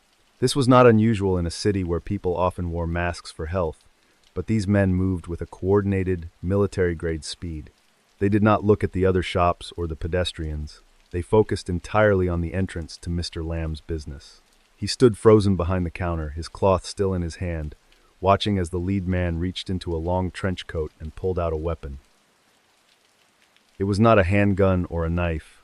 It was a full-sized assault rifle with a curved magazine. Mr. Lamb had only seen weapons like this in movies or on the evening news from distant war zones. The sight of the matte black metal against the backdrop of his colorful jewelry shop felt like a dream that made no sense. The men did not yell. They moved into the shop with a silent, terrifying efficiency that suggested they had practiced this movement 100 times before. The lead man stood in the doorway, scanning the street with the rifle, while the others moved toward the display cases. Mr. Lamb backed away until his shoulders hit the rear wall. He watched as they used heavy sledgehammers to shatter the thick glass he had thought was unbreakable. The sound of the glass exploding was like a series of gunshots. The men did not look at him. They only looked at the gold, scooping it into heavy canvas bags with rapid, clawing motions. Outside, the busy street had suddenly gone silent. Pedestrians had realized what was happening and were diving behind cars or running into nearby alleys. The red taxis stopped, their drivers staring through their windshields in disbelief. For the first time in his life, Mr. Lamb saw his neighborhood stripped of its energy, replaced by a vacuum of fear. The man with the rifle remained perfectly still, his eyes moving back and forth, watching for any sign of a police uniform. The robbery took less than 3 minutes. The bags were filled with millions of dollars worth of gold and jewelry. As the men moved back toward the van, a police patrol car turned the corner, its sirens beginning to wail. Mr. Lamb expected the robbers to scramble into the vehicle and flee. Instead, the man with the rifle stepped into the center of the road. He did not hide. He planted his feet firmly on the asphalt and leveled the weapon at the approaching police car. The sound of the AK-47 was deafening, a rapid-fire mechanical hammering that echoed off the tall buildings. The police officers, armed only with 6-shot revolvers, were forced to retreat as bullets punched through their windshield and shredded their tires. The gunman stood his ground, casually reloading a fresh magazine as if he were on a shooting range. He was a man who showed no fear of the law, a predator who knew he possessed superior firepower and control. A bystander in an apartment above the street held a video camera, capturing the scene from behind a curtain. The footage showed the gunman standing alone in the middle of the road, the heat from the rifle barrel creating a shimmer in the air. He looked like a soldier in a trench coat, his movements calm and deliberate. He waited until his companions were safely inside the van before he fired one last burst into the air and climbed into the passenger seat. The van sped away, weaving through the stalled traffic and disappearing into the labyrinth of Hong Kong's side streets. The police could not follow. They were left with a disabled vehicle and a street littered with brass shell casings. Mr. Lamb stepped out from behind his counter, his legs shaking so violently he had to lean on the shattered display case. His life's work was gone in a few minutes, but all he could think about was the man standing in the road. The investigation revealed that this was the work of a man known to the underworld as the King of Thieves. His name was Yip Kai-foon. He was a fugitive who had escaped from prison years earlier and had spent his time building a crew capable of military-style operations. He did not rob banks or small shops. He targeted the high-end gold merchants of Hong Kong, using the AK-47 as his signature tool to paralyze the police and ensure a clean escape every time. Detectives realized that Yip was not a typical criminal. He operated with a level of tactical planning that suggested he had studied police response times and weaponry. He knew that the standard police revolvers were no match for his assault rifles. He used this gap in technology to hold entire city blocks hostage while his crew emptied the safes. He was a man who understood that in a city of millions, a few minutes of total violence could buy a lifetime of luxury. The gold was never recovered. It was likely melted down and moved across the border into mainland China within hours of the heist. Yip Kai-foon became a phantom, a name whispered in the tea houses and the back alleys of the city. He represented a new era of crime in Hong Kong, one that was more violent and more organized than anything the local authorities had faced before. The police were forced to change their entire approach to armed robbery because of him. The twist in the story came when the police realized how Yip was moving so freely between the mainland and the city. He had a network of safe houses and used high-speed smuggling boats to cross the water in the dead of night. He was not just a robber, he was a pioneer of cross-border crime. He leveraged the political uncertainty of the era to his advantage, knowing that the different jurisdictions made it difficult for investigators to share information effectively. Yip Kai-foon's audacity was his greatest weapon. He didn't just want the money, he wanted the reputation. By standing in the street and engaging the police in a firefight, he sent a message to every criminal in the city. He showed them that the state was not all-powerful. This led to a surge in copycat crimes, with other gangs attempting to use similar weapons and tactics. Hong Kong became a more dangerous place for shopkeepers like Mr. Lamb almost overnight. The climax of Yip's career came years later when he attempted to return to Hong Kong for another series of heists. He was intercepted by a police patrol on the waterfront. During the shootout, Yip was shot in the spine, leaving him paralyzed from the waist down. The King of Thieves was finally captured, not by a grand tactical maneuver, but by a chance encounter in the dark. He was sentenced to a long term in a maximum security prison, his days of standing in the street over. In prison, Yip became a different kind of figure. He claimed to have found religion and expressed regret for the violence he had brought to the city. However, he never revealed where the millions in stolen gold had been hidden. He remained a man of secrets, even as his health declined. He spent his final years in a wheelchair, a shadow of the man who had once held an entire district at bay with a single rifle and a cold, unwavering gaze. The king of thieves was a product of a specific moment in history. He utilized the chaos of a city in transition to build a criminal empire. He was a man who understood the power of an anchor image, knowing that the sight of him with an AK-47 would do more to protect his crew than any getaway driver ever could. He was fearless, tactical, and utterly indifferent to the lives of the bystanders who were caught in the crossfire of his wars. Yip Kai-foon died of cancer while still in custody in April 2017. He was 55 years old. His death marked the end of an era for Hong Kong, a time when the streets felt like a frontier. The gold he stole remains missing, likely buried in the foundations of buildings or hidden in accounts that will never be traced. He left behind a legacy of fear and a police force that was forever changed by the minutes he spent standing in the road. Moving through the crowded markets of early 2026, the Kwun Tong district has been completely revitalized. The small jewelry shops have mostly been replaced by modern shopping malls and high-tech office buildings. There is no physical sign of the shootout that occurred in 1991. However, the footage taken by the bystanders is still used in police training academies to teach officers about the reality of facing military-grade weaponry in a crowded urban environment. Mr. Lam never reopened his shop. The fear of that day stayed with him, making it impossible for him to sit behind a glass counter again. He retired to a quiet life, spending his days in a public park, playing chess with other men his age. He still catches himself looking at the curbside whenever a white van pulls up, his heart rate quickening for a second before he remembers that those days are over. He is a man who survived a war he never signed up for. The gold was just metal, but the cost of losing it was his peace of mind. He realized that no amount of thick glass or cameras could protect a person from someone who was willing to stand in the light and be seen. The city has moved on, and the king of thieves is a memory in a file. But for Mr. Lam, the sound of glass breaking is something that still happens in the middle of a quiet night, long after the humidity has finally broken. Observation.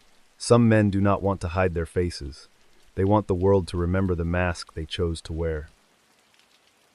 The sound of empty brass shell casings bouncing off the hot asphalt is a noise that defines a certain kind of greed, but it is a loud and obvious thing. Sometimes, the most dangerous hatred does not announce itself with a rifle.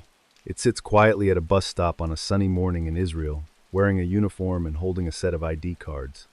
In that world, the air is not filled with smoke, but with the terrifying silence of a predator who is waiting for his moment to reload.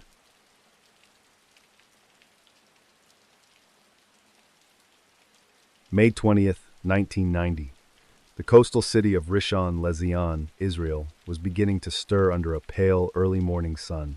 At a busy intersection known as the Rose Garden, a group of men stood in the dust, shifting their weight from one foot to the other. They were waiting for the white buses that would take them to their construction jobs in the city. The air was cool, smelling of salt from the nearby Mediterranean and the dry scent of the desert. Abdul Rahim was one of these men. He was 48 years old, a father of 10 who lived in the Gaza Strip. Every morning, he woke up at 3 o'clock to begin the long journey across the border for work. He was a man of quiet strength, his hands calloused from decades of laying bricks and mixing cement. He did not mind the labor, as long as it meant his children could go to school and have a better life than the one he had known in the camps. He had spent the previous evening playing with his youngest son, a boy of 5 who loved to climb on his father's shoulders. Abdul Rahim had promised to bring home a small treat, perhaps some sweets from a bakery in the city. He was a man of simple habits, always carrying a small bag with his lunch and a plastic bottle of water. To him, the intersection was just a gateway to a paycheck, a place of transition between his home and his responsibilities. Nearby, 20-year-old Ziad was leaning against a concrete wall, smoking a cigarette. He was young and full of plans, saving his money to get married later that year. He had already picked out a suit and was helping his father build a small addition to their family home. Ziad was known for his quick smile and his ability to find humor even after a 14-hour shift in the sun. He viewed the older men like Abdul Rahim with a mixture of respect and a quiet resolve. The group of workers numbered nearly 20. They were a microcosm of the thousands who crossed the border every day to build the apartments and roads of a country that felt worlds away from their own.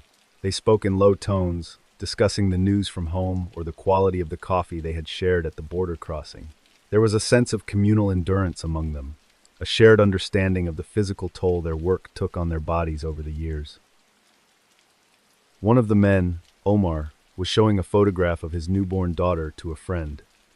He was proud and tired, his eyes reflecting the lack of sleep that came with a growing family. He worked as a carpenter, a skill he had learned from his own father. He took pride in the straightness of a beam and the solid feel of a well-hung door.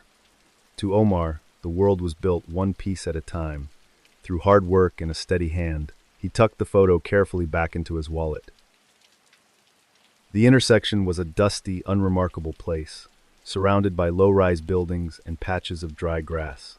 Traffic was light at this hour, mostly consisting of delivery trucks and other laborers heading to their sites. The men were used to the wait, their internal clocks synchronized with the arrival of the buses. They stood in small clusters, their tools gathered at their feet. It was a scene of ordinary, working-class life, repeated every morning across the region.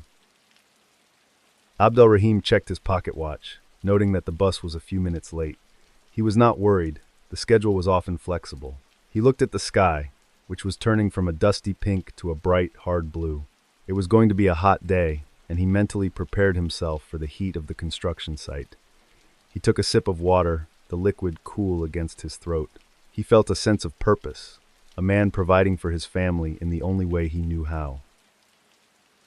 At approximately 6:15, a young man wearing an Israeli Defense Forces uniform approached the group. He was carrying a Galil assault rifle, the standard-issue weapon of the military. He looked disheveled, his uniform rumpled, and his face pale. He moved with a stiff, unnatural gait, his eyes scanning the men at the bus stop with a strange intensity. He did not look like he was on a routine patrol. He looked like a man who had been awake for far too many hours. The soldier, whose name was Ami Popper, was 21 years old. He had been away from his unit without leave for several days. He walked directly up to the workers and ordered them to stand in a single line. His voice was shaky but loud, carrying an authority that the men had been trained to respect. They did not question the command. In this part of the world, a soldier with a rifle is not someone you argue with, especially when you are just trying to get to work. Ami Popper began to demand their identification cards. He moved slowly down the line, taking the plastic cards and glancing at them before tossing them onto the dusty ground. The workers watched their IDs fall, a sense of unease beginning to ripple through the group. Usually, a document check was a formal process. This felt different.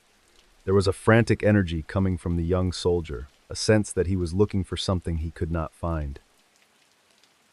Abdelrahim handed over his card when it was his turn. He looked the soldier in the eye, seeing a mixture of confusion and a cold, vacant rage. He did not say a word, keeping his hands visible and his posture non-threatening. He had been through countless checkpoints in his life, and he knew that the best way to survive was to remain invisible. He watched his card flutter to the dirt, joining the others. The soldier moved on to Ziad, his movements becoming more erratic. As the soldier reached the end of the line, he stopped and looked back at the group of nearly 20 men. The intersection was still relatively quiet, with the sound of distant traffic providing a low hum in the background. Popper adjusted the strap of his rifle, his hands fumbling with the metal buckle. He seemed to be arguing with himself, his lips moving silently as he stared at the men who were standing exactly where he had told them to. The silence at the bus stop grew heavy. One of the workers, sensing that something was wrong, began to step away from the line. Popper immediately leveled the rifle at him and barked a command to stay still. The man froze, his hands raised in a gesture of peace. The other workers remained motionless, their eyes fixed on the black barrel of the Galil. They were trapped in a situation that made no sense, a moment of stalled time at a dusty intersection where they should have been boarding a bus to their future. Ami Popper's life had been unraveling for weeks. He was a man who felt isolated and rejected, struggling with the end of a romantic relationship and a sense of deep personal failure. He had taken his brother's car and his military-issued weapon, driving aimlessly through the night before arriving at the Rose Garden intersection. He was not following orders from a superior officer. He was following the dark impulses of a mind that had lost its grip on reality and empathy. The investigation would later reveal that Popper had been drinking and had spent the previous night in a state of high emotional distress. He saw the Palestinian workers not as individuals with families and dreams, but as a collective target for the anger he felt toward the world. He was looking for a way to assert a power that he felt had been taken from him. Standing in front of the line of unarmed men, he finally found the moment he believed would solve his inner chaos. Without warning or a single word of explanation, Ami Popper flipped the safety switch on his rifle to the fully automatic setting. He took a wide stance and opened fire on the men standing in front of him. The sound was a sudden, violent, mechanical scream that shattered the quiet of the morning. He did not aim at one person. He sprayed the line from left to right, the muzzle flash a bright, flickering light in the shadows. The men had nowhere to run. Abdal-Rahim felt a sudden, heavy pressure in his chest that knocked him backward onto the pavement. The air was filled with the smell of gunpowder and the sound of screaming. He saw his friends falling around him, their bodies jolting under the impact of the high-velocity rounds. He tried to breathe, but his lungs felt like they were filled with hot lead. He looked up at the blue sky, thinking of his youngest son and the sweets he would never be able to bring home. The shooting lasted for less than 1 minute. In that short span of time, 7 men were killed and 11 others were seriously wounded. The intersection was a scene of total carnage. Identification cards were scattered among the bodies, their plastic surfaces covered in red. Ami Popper did not wait to see the results of his actions. He ran to his brother's car, which was parked nearby, and sped away from the scene, leaving behind a silence more terrifying than the gunfire. Witnesses who had been watching from nearby balconies were in a state of total shock. They had seen a soldier in uniform execute a group of civilians in broad daylight. The police and ambulances arrived within minutes, the sirens wailing as they navigated the crowded streets. The survivors were taken to local hospitals, their lives forever changed by the sudden eruption of violence. The news of the massacre spread quickly, sparking riots and protests throughout the region. Ami Popper was caught a few hours later at his girlfriend's house. He had tried to hide the rifle and wash the gunpowder from his hands, but he made no attempt to deny what he had done. During his interrogation, he claimed that he had been motivated by a desire to strike back at those he blamed for his personal misery. He spoke about his failed relationship and his frustrations with the military, showing little to no remorse for the 7 men who lay in the morgue. The legal proceedings were swift and high-profile. Popper was charged with 7 counts of murder and several counts of attempted murder. His defense team argued that he was mentally unstable and had suffered a total psychological breakdown. However, the prosecution presented evidence that he had planned the attack, including the theft of the car and the weapon. The court found him guilty on all counts, sentencing him to 7 consecutive life terms in a high-security prison. The victims were buried in their home villages, their funerals attended by thousands of grieving family members and neighbors. Abdal-Rahim, Ziad, Omar, and the others were remembered as hardworking men who had only wanted to provide for their families. Their deaths became a symbol of the random, senseless violence that often defines the conflict in the region. For their children, the Rose Garden intersection would forever be the place where their world was torn apart. Inside the high-security walls, where the decades have finally caught up with him, Ami Popper remains behind bars.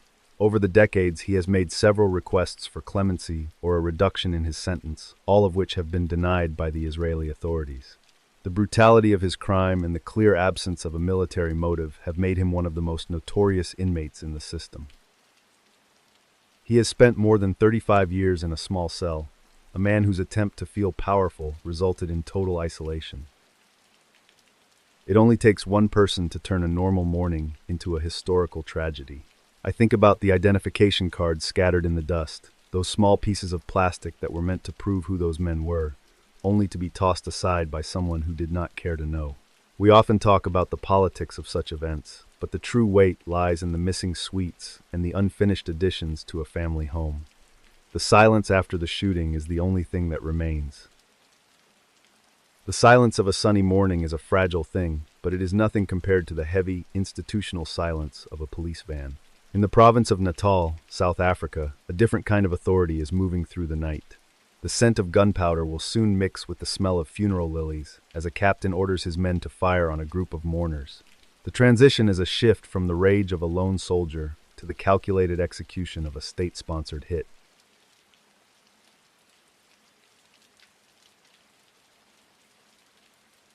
December 3rd, 1988, Trust Feed, Natal.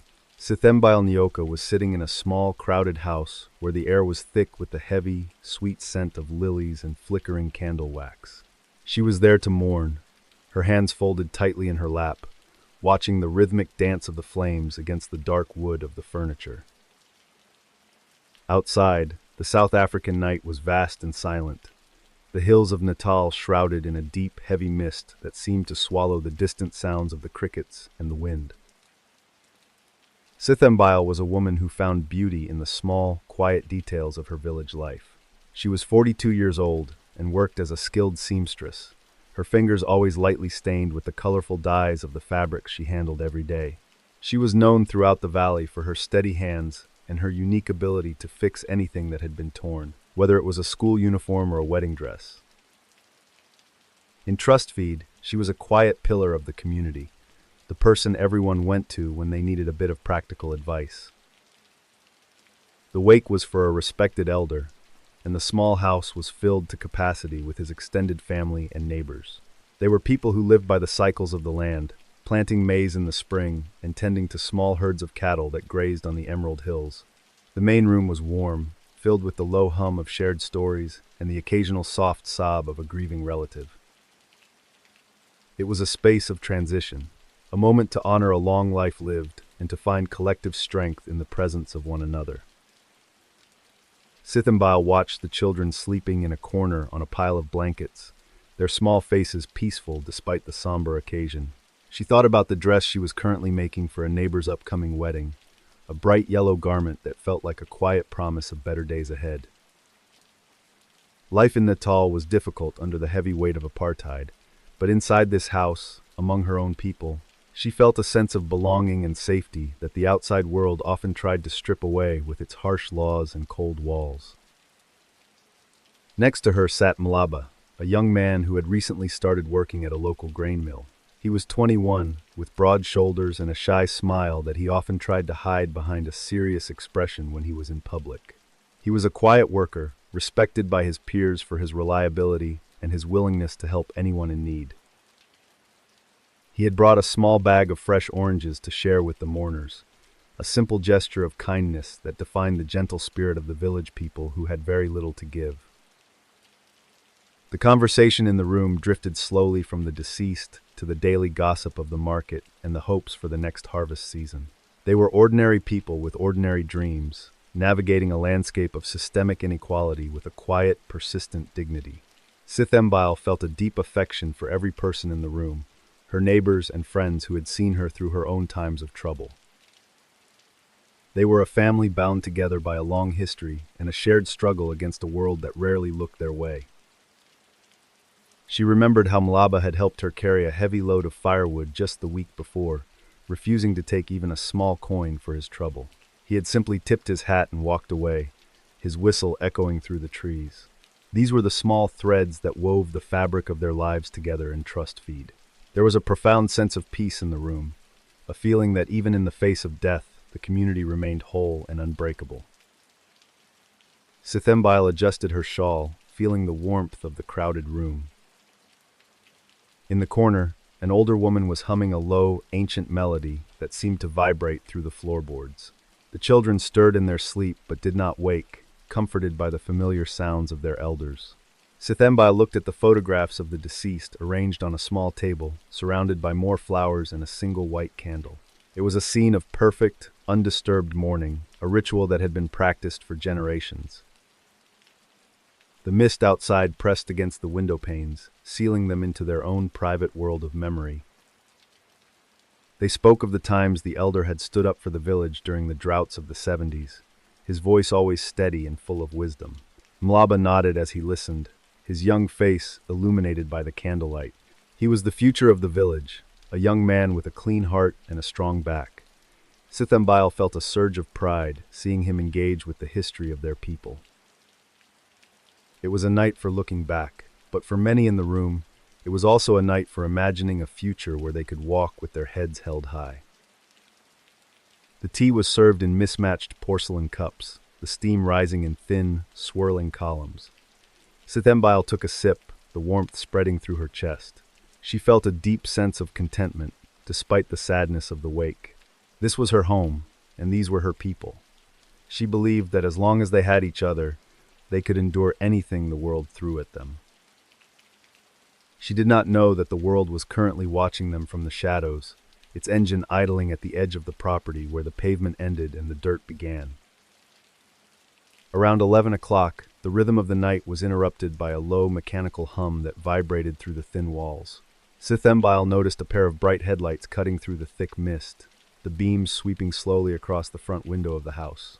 A blue police van pulled up to the curb and came to a sudden halt, its engine left idling in the dark. It sat there for a long time, the blue light on its roof casting a rhythmic, pulsing glow against the whitewashed walls of the small home where the mourners sat. In South Africa, during the 1980s, a police van was a symbol of many things, but rarely was it ever a sign of safety for the people of the villages. Sithembile felt a sharp chill run down her spine as she watched the dark silhouettes of men moving inside the vehicle. The mourners grew silent, their eyes fixed on the front door. They waited for a knock or a command, but there was only the sound of the idling engine and the rhythmic click of a turn signal left blinking in the night. The peace of the room was gone. The heavy silence inside the house was absolute, as everyone held their breath. Sithembile looked at Malaba, whose face had gone pale in the flickering candlelight. He reached out and touched the arm of the older woman next to him, a protective gesture that was as instinctive as it was futile. The blue light continued to pulse, a mechanical heartbeat that filled the room with an artificial, cold energy. No one moved. The children remained asleep, unaware that the shadows outside were no longer part of the natural night, but something much more deliberate. Without a single word of warning, the windows of the house shattered inward in a spray of glass. The silence was replaced by the sudden, violent roar of gunfire. It was not the sound of a single pistol, but the rapid-fire hammering of multiple automatic weapons. Sithembile dove for the floor, her hands over her head, as the room was suddenly filled with the acrid smell of gunpowder and the screams of her friends. She felt the impact of something hot and heavy against her shoulder, a sharp pain that took her breath away instantly. The attack lasted for several minutes, the high-velocity bullets punching through the thin wooden walls and tearing into the furniture and the bodies of the people on the floor.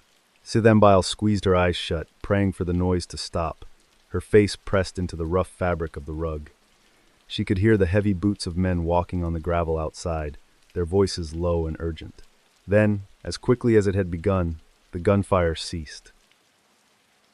The blue van roared to life and sped away into the mist, leaving behind a house that was now a scene of carnage. When Sithembile finally opened her eyes, the room was filled with a thick, swirling smoke that made her throat burn. 11 people lay motionless around her, including young Malaba and the children who had been sleeping so peacefully just moments before. The walls were riddled with holes, and the sweet scent of lilies was gone, replaced by the metallic tang of blood and the smell of spent shells. She was one of the very few survivors, left to crawl through the debris of a life that had been destroyed in a matter of seconds by the state. The following morning, the police arrived to investigate the scene of the massacre. They were led by a man named Captain Brian Mitchell, a senior officer with a reputation for being tough and uncompromising. He surveyed the damage with a detached, professional air, noting the caliber of the shell casings and the position of the fallen bodies. He spoke to the gathered media, stating that the massacre was clearly the result of black-on-black violence, a tragic consequence of the ongoing political struggle between rival local factions in the region. For years, the official story of the Trust Feed massacre remained completely unchanged in the public record. It was used as a powerful propaganda tool by the state to demonstrate the inherent instability of the region and to justify the heavy-handed presence of the security forces. The families of the victims were told that their loved ones were simply caught in the crossfire of a tribal war. Sithembile knew the truth was different, but in the political climate of the late 80s, her voice was a tiny whisper against a massive storm of lies. Despite the official reports, a few dedicated investigators and journalists refused to let the case go. They noticed strange inconsistencies in the forensic evidence and the testimonies of the few survivors who dared to speak. They began to look closer at Captain Mitchell's movements on the night of the attack. They eventually found that the blue police van seen at the house had been assigned to a special unit under his direct command, a unit that often operated outside the normal chain of authority to achieve specific political goals. The investigation into Trust Feed became a slow and dangerous process for everyone involved. Witnesses were frequently intimidated, and crucial evidence was often lost or destroyed before it could reach the courts. However, the changing political landscape of the early 1990s began to open doors that had previously been locked tight. As the apartheid regime began to crumble, people who had been silent for years out of fear started to speak. A trail of paperwork was discovered that linked Mitchell to a series of secret hits. The breakthrough finally came in 1991 during a landmark trial that gripped the entire nation. A junior officer, seeking immunity for his own actions, confessed that the attack on the wake had been a carefully planned execution. He revealed that Captain Brian Mitchell had not just investigated the crime, he had ordered it personally. The goal was to eliminate a group of people perceived as political obstacles and to frame a rival organization for the massacre, thereby sparking a bloody and distracting local war in Natal. The courtroom fell into a shocked, heavy silence as the details of the conspiracy were laid bare for the first time. Mitchell had believed that he was completely above the law, using his badge as a shield to orchestrate the murder of innocent civilians. He had viewed Sithembile and her neighbors not as human beings with lives and dreams, but as disposable chess pieces in a cold political game. The realization that the state had turned its weapons on its own citizens during a funeral wake was a moment of profound and agonizing clarity. Captain Brian Mitchell was a career officer who had spent his life navigating the corridors of power within the security forces. He was a man of cold, calculating ambition who viewed the entire world through the lens of racial and political dominance. He was a master of manipulation, capable of projecting an image of professional integrity while secretly directing death squads from the shadows. He believed that the survival of the existing system justified any act of violence, no matter how brutal or senseless it might appear. To Mitchell, the Mourning House and Trust Feed was nothing more than a tactical target. He had chosen the night of the wake because he knew the victims would be gathered in one place, making the execution much more efficient for his men. He had used the blue police van deliberately, knowing that its presence would initially confuse any witnesses and later provide a layer of institutional protection. He was a predator who understood the mechanics of fear and the power of a well-placed lie in a deeply divided and polarized society. In 1992, Captain Brian Mitchell was sentenced to death for his central role in the Trust Feed massacre. It was a historic moment, marking the first time a senior white police officer was held fully accountable for a major apartheid-era atrocity. The sentence was later commuted to life imprisonment as South Africa moved toward the abolition of the death penalty. Mitchell was sent to a maximum security prison, finally stripped of his rank and the power he had so ruthlessly abused for his own political and personal ends. Years later, Mitchell appeared before the Truth and Reconciliation Commission. He sought amnesty for his crimes, claiming that he had acted under the orders of a higher authority and within the context of the political conflict of the time. He offered a public apology to the community of Trust Feed, expressing a desire to atone for the lives he had taken. His request for amnesty was eventually granted in 1996, a decision that sparked intense and painful debate across the country about the nature of justice. A badge can hide a killer just as well as a mask, and for Brian Mitchell, it was the perfect disguise for decades. He utilized the trust inherent in his uniform to commit acts that were the very antithesis of law and order. He was a reminder that the greatest threats to a society often come from within the institutions designed to protect it. His story remains a cautionary tale about the dangers of unchecked power and the toxic influence of systemic hatred when it is allowed to grow in the dark and secret places of government. For the people of Trust Feed, the apology was a small and hollow comfort compared to the loss of 11 lives that could never be returned. Sithembile continued to live in the village, her sewing machine providing a steady, rhythmic background to her long thoughts. She watched the children of the survivors grow up in a new South Africa, a country that was struggling to heal from the deep scars left by men like Mitchell. She remained a witness to the truth, a woman who had seen the darkness and chosen to survive. At the base of the stone memorial that stands, the site of the massacre in Natal has become a place of quiet pilgrimage and remembrance. A simple stone monument stands in the village, listing the names of the 11 people who were killed that night. Brian Mitchell is now in his late 70s, living in relative obscurity after his release from prison. The trust feed case is studied in South African law schools as a pivotal example of how the legal system finally began to hold the state accountable for its historical crimes against the people. The scent of lilies and the sudden sound of gunfire are a haunting mix that defines the history of trust feed forever. It is a story of a funeral that became a crime scene and a captain who became a killer in the dead of night. The village has found a way to move forward, but the memory of the blue police van idling in the mist is something that will never truly fade for those who were there. The truth was eventually brought to light, but the justice it provided could never replace the lives taken in the name of a lie. Observation. We often believe that the law is a shield, but in a world turned upside down, it can be the very blade that strikes. The silence of a mourning house is a heavy thing, but it is nothing compared to the roaring silence of an entire town that chooses to watch a fire. In the newly reunified Germany, a mob is gathering in front of a dormitory, their eyes fixed on the windows where migrant workers are trapped. The transition is a shift from the targeted violence of a few men to the collective, cheering hatred of 1,000 neighbors who have decided to stop being silent and start watching the flames grow.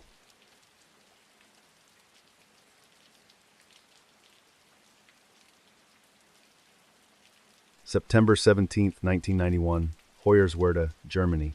Nguyen sat on the edge of his narrow bed in the workers' dormitory, folding a letter he had just finished writing to his wife in Hanoi. The room was small, smelling of fried rice and the industrial soap provided by the factory. Outside the window, the gray concrete apartment blocks of the Albert Schweitzer Street stretched toward a sky that was already losing the warmth of late summer. Nguyen was 32 years old and had arrived in East Germany 4 years earlier as part of a government labor exchange program. He was a quiet man who spent his days at the local machinery plant, performing repetitive tasks with a focus that earned him the respect of his supervisors. He did not speak much German, but he knew the vocabulary of the factory floor perfectly. He was a man of routines, saving every pennig he could to send back home for his daughter's education. Back in Vietnam, Nguyen had been a teacher in a small village. He had dreams of building a house with a red-tiled roof and a garden where his family could grow lychees. The work in Hoyerswerda was hard, and the climate was often biting, but he viewed it as a necessary sacrifice for a future that felt just out of reach. He enjoyed the Friday nights in the dormitory, sharing tea and stories with the other Vietnamese and Mozambican workers who had become his surrogate family. His room was decorated with a few photographs of his wife and daughter, pinned carefully to the plaster wall above his desk. He kept his shoes polished and his shirts pressed, maintaining a sense of order in a world that often felt foreign and cold. Nguyen was proud of his ability to adapt, finding ways to cook familiar meals using local ingredients. He believed that if he followed the rules and worked hard, he would be protected by the state that had invited him here to work. The dormitory was a 5-story building that housed over 100 foreign workers. It was a place of many languages and shared hopes. In the evenings, the hallways were filled with the sound of radios playing music from distant lands and the low hum of conversations about the latest news from home. Nguyen felt a sense of belonging within these walls, a small island of familiarity in a city that was beginning to feel increasingly restless after the fall of the Berlin Wall. Life in Hoyerswerda had changed quickly since the reunification of Germany. The factory where Nguyen worked was laying off people, and the mood in the streets was turning sharp. He noticed more young men with shaved heads lingering in the town square, their eyes following him with a cold, silent intensity. Nguyen tried to remain invisible, keeping his head down as he walked between the plant and the hostel, his hand clutching the strap of his bag a little tighter each day. Despite the tension, Nguyen continued to visit the local market on Saturday mornings. He liked the smell of fresh bread and the sight of the colorful flowers for sale. He would buy a single apple or a small piece of cheese, nodding politely to the vendors who had served him for years. He believed that the people of Hoyerswerda were essentially good, caught in a difficult transition that would eventually pass. He wanted to believe his presence was still valued as a worker.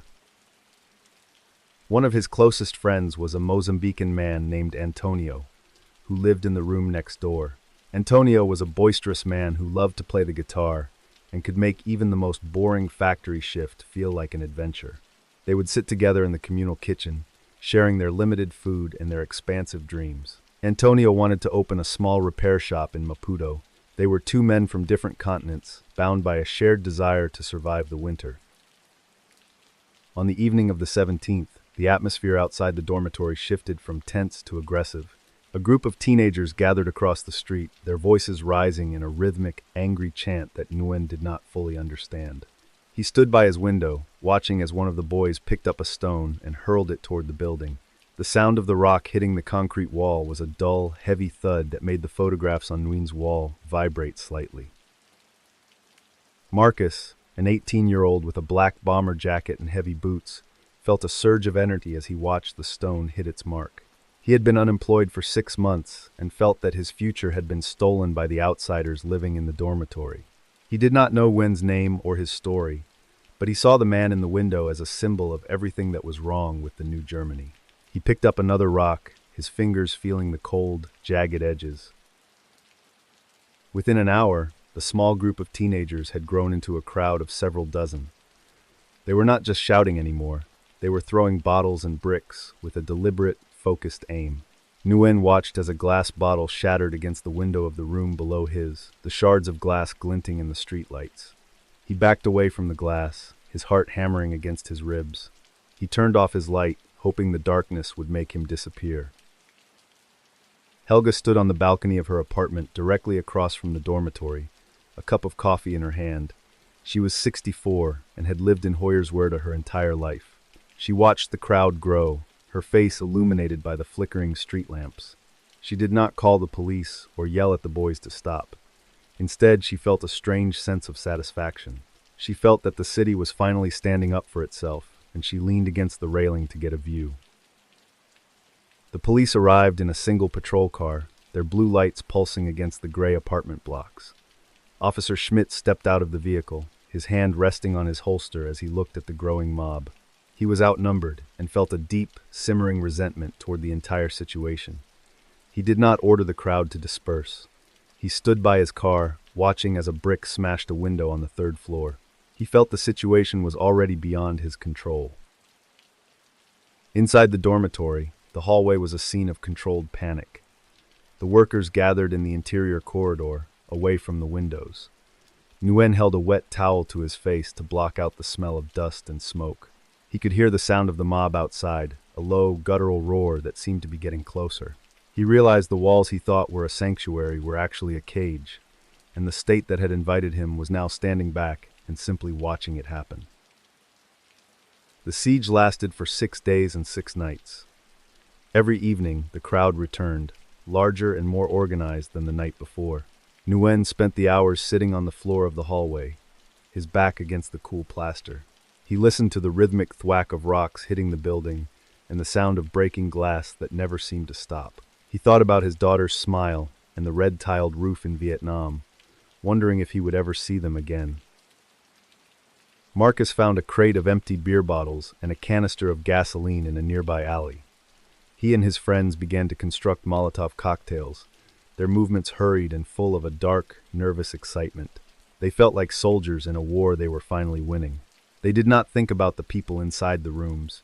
They only thought about the orange glow of the flames and the way the crowd cheered whenever a bottle hit the side of the building and exploded. By the 4th night, the crowd had grown to over 1,000 people. They were not just skinheads and teenagers anymore. There were families with children, middle-aged couples, and elderly residents like Helga. They stood on the sidewalks and balconies, clapping and cheering as the firebombs were thrown.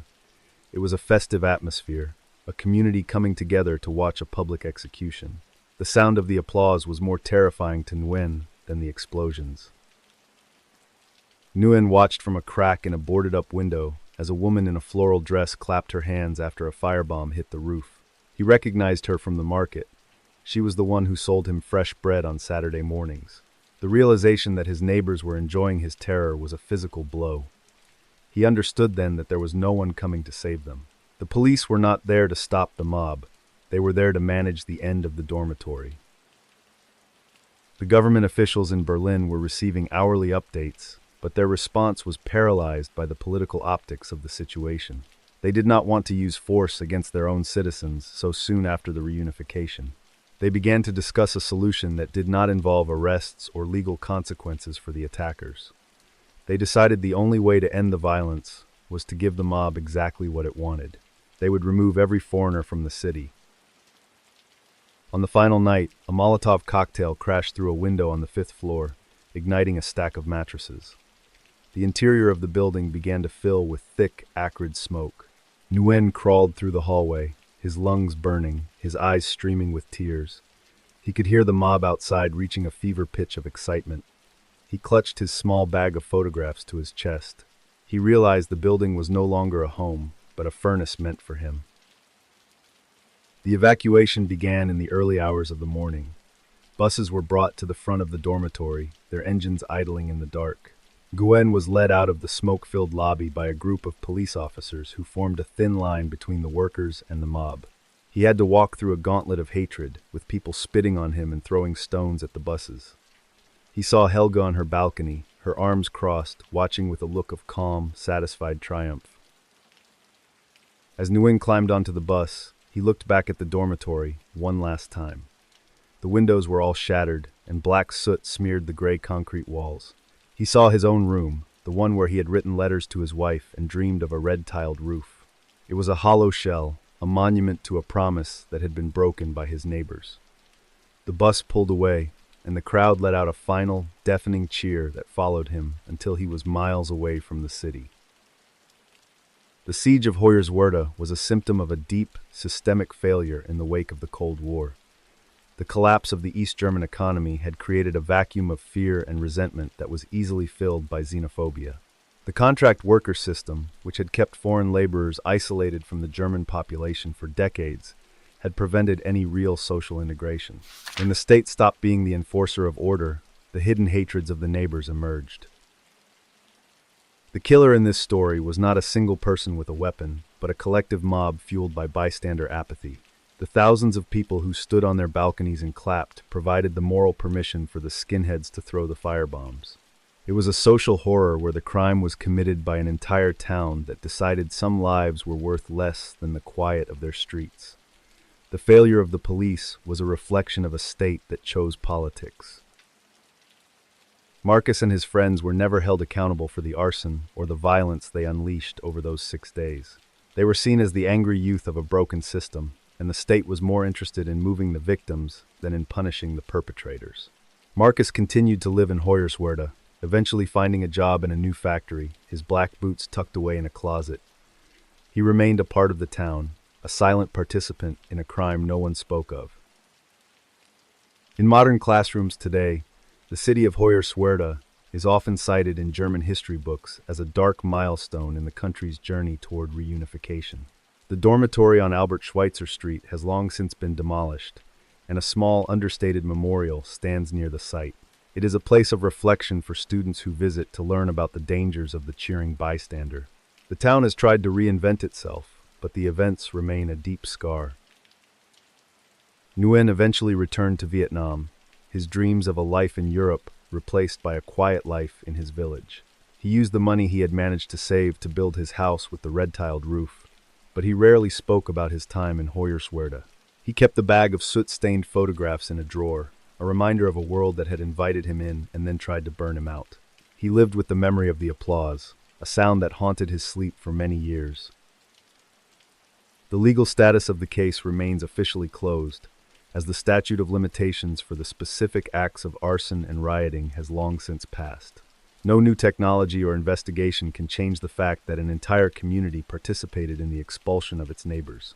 In 2026, the case serves as a global case study in social psychology, a warning that the most dangerous weapon is not a firebomb, but the silence of 1,000 people watching. I think the most powerful force in the world is not a badge or a gun, but the collective gaze of a neighbor who chooses to do nothing. It is a quiet, devastating power that can dismantle a life more effectively than any explosive. We often look for the monster in the dark, but sometimes the monster is just a person standing on a balcony, sipping coffee, and watching the world burn. The silence of Hoyerswerda is a sound that still echoes through the years. It is one thing to be attacked by a stranger. It is another to be cheered on by a neighbor who used to sell you bread. The orange glow of a Molotov cocktail, reflecting in the eyes of a crowd, is a memory that defines a city, but there are other kinds of fires that never stop burning. In the heat of Rio de Janeiro, Brazil, a group of women in white shirts are holding faded photographs of boys who never came home. They are the only ones left to keep the light burning.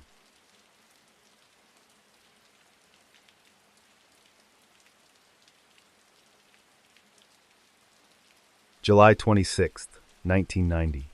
In the rural outskirts of Surui, Brazil, 19-year-old Luis Henrique was sitting on the wooden porch of a secluded farmhouse. The afternoon air was thick with the scent of damp earth and the distant sound of a tractor working a nearby field. He was surrounded by 10 of his closest friends, all young men from the Akari favela who had come to the countryside to escape the heat and the noise of the city. Luis Henrique was a boy who found rhythm in everything. He was a gifted percussionist in his local community, known for the way he could turn a plastic bucket into a source of music that brought people to their windows. He had a lean, athletic build from years of playing football on the dusty streets of Rio. He was the kind of son who always left a note for his mother, letting her know where he was going and when he would be back to help with the chores. His mother, Edmeia da Silva Eusebio, was a woman whose life was centered entirely around her son's future. She worked as a domestic servant for a family in the wealthier part of the city, spending her days scrubbing floors and polishing silver so that Luis could have a decent pair of shoes and a chance at an education. She was a woman of deep, quiet faith, often seen at the local church lighting a candle for the safety of the young men in their neighborhood. Luis was the first person in his family to reach the final year of high school. He had dreams of studying engineering, fascinated by the way buildings rose from the chaotic landscape of the favelas. He spent his evenings poring over borrowed textbooks by the light of a single bulb, his brow furrowed in concentration. He was a symbol of hope, not just for Edmeia, but for the entire street where they lived, a boy who proved that a different life was possible.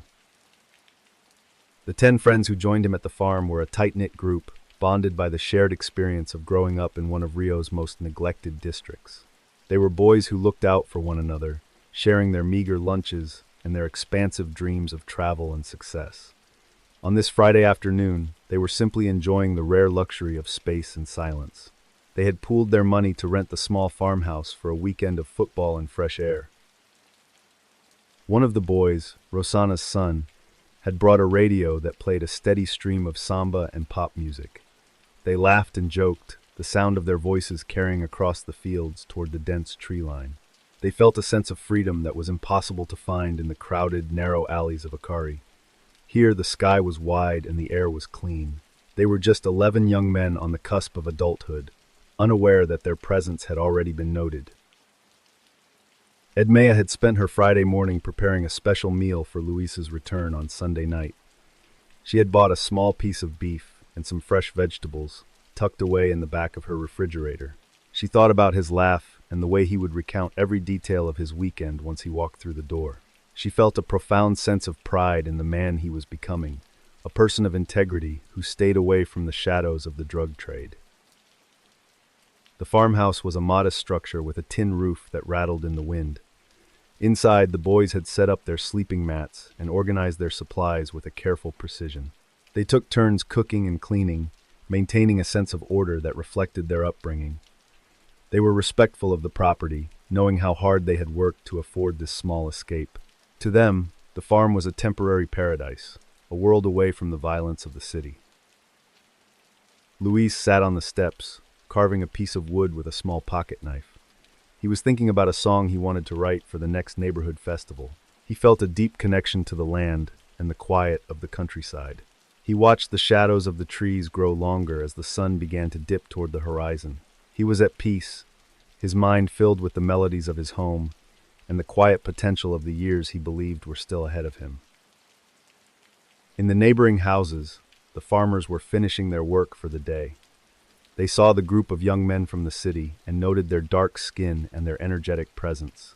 In a society deeply divided by class and race, 11 young men from a favela appearing in a rural area was enough to spark a silent, cold suspicion. The quiet of the countryside was a thin veil, and beneath it lay the same prejudices that defined life in the crowded streets of Rio. Edmea sat in her small living room that evening, listening to the rain begin to fall on the roof of her apartment. She felt a sudden, inexplicable shiver and pulled her shawl tighter around her shoulders. She looked at the photograph of Luis on the mantel, his eyes bright and full of life. She whispered a quick prayer for his safety, a habit she had developed since he was a toddler. The house felt unusually empty without the sound of his music or his quiet humming. Around 4 o'clock in the afternoon, 2 unmarked white cars pulled up the long dirt driveway toward the farmhouse. The engines idled for a moment, the exhaust mixing with the stagnant air of the afternoon. A group of men in plain clothes, but carrying high-caliber police-issue weapons, stepped out of the vehicles. They did not show badges or identify themselves by name. They moved with a practiced, military-style coordination that suggested they were on an official mission. The men ordered the 11 boys to line up against the side of the house. Luis stood at the end of the line, his hands raised in a gesture of total compliance. He looked at the men, seeing a mixture of cold indifference and a terrifying sense of authority. The leader of the group, a man with a thick neck and a heavy brow, began to demand their identification. He didn't look at the cards. He just threw them into the dust at the boys' feet, his eyes scanning the horizon.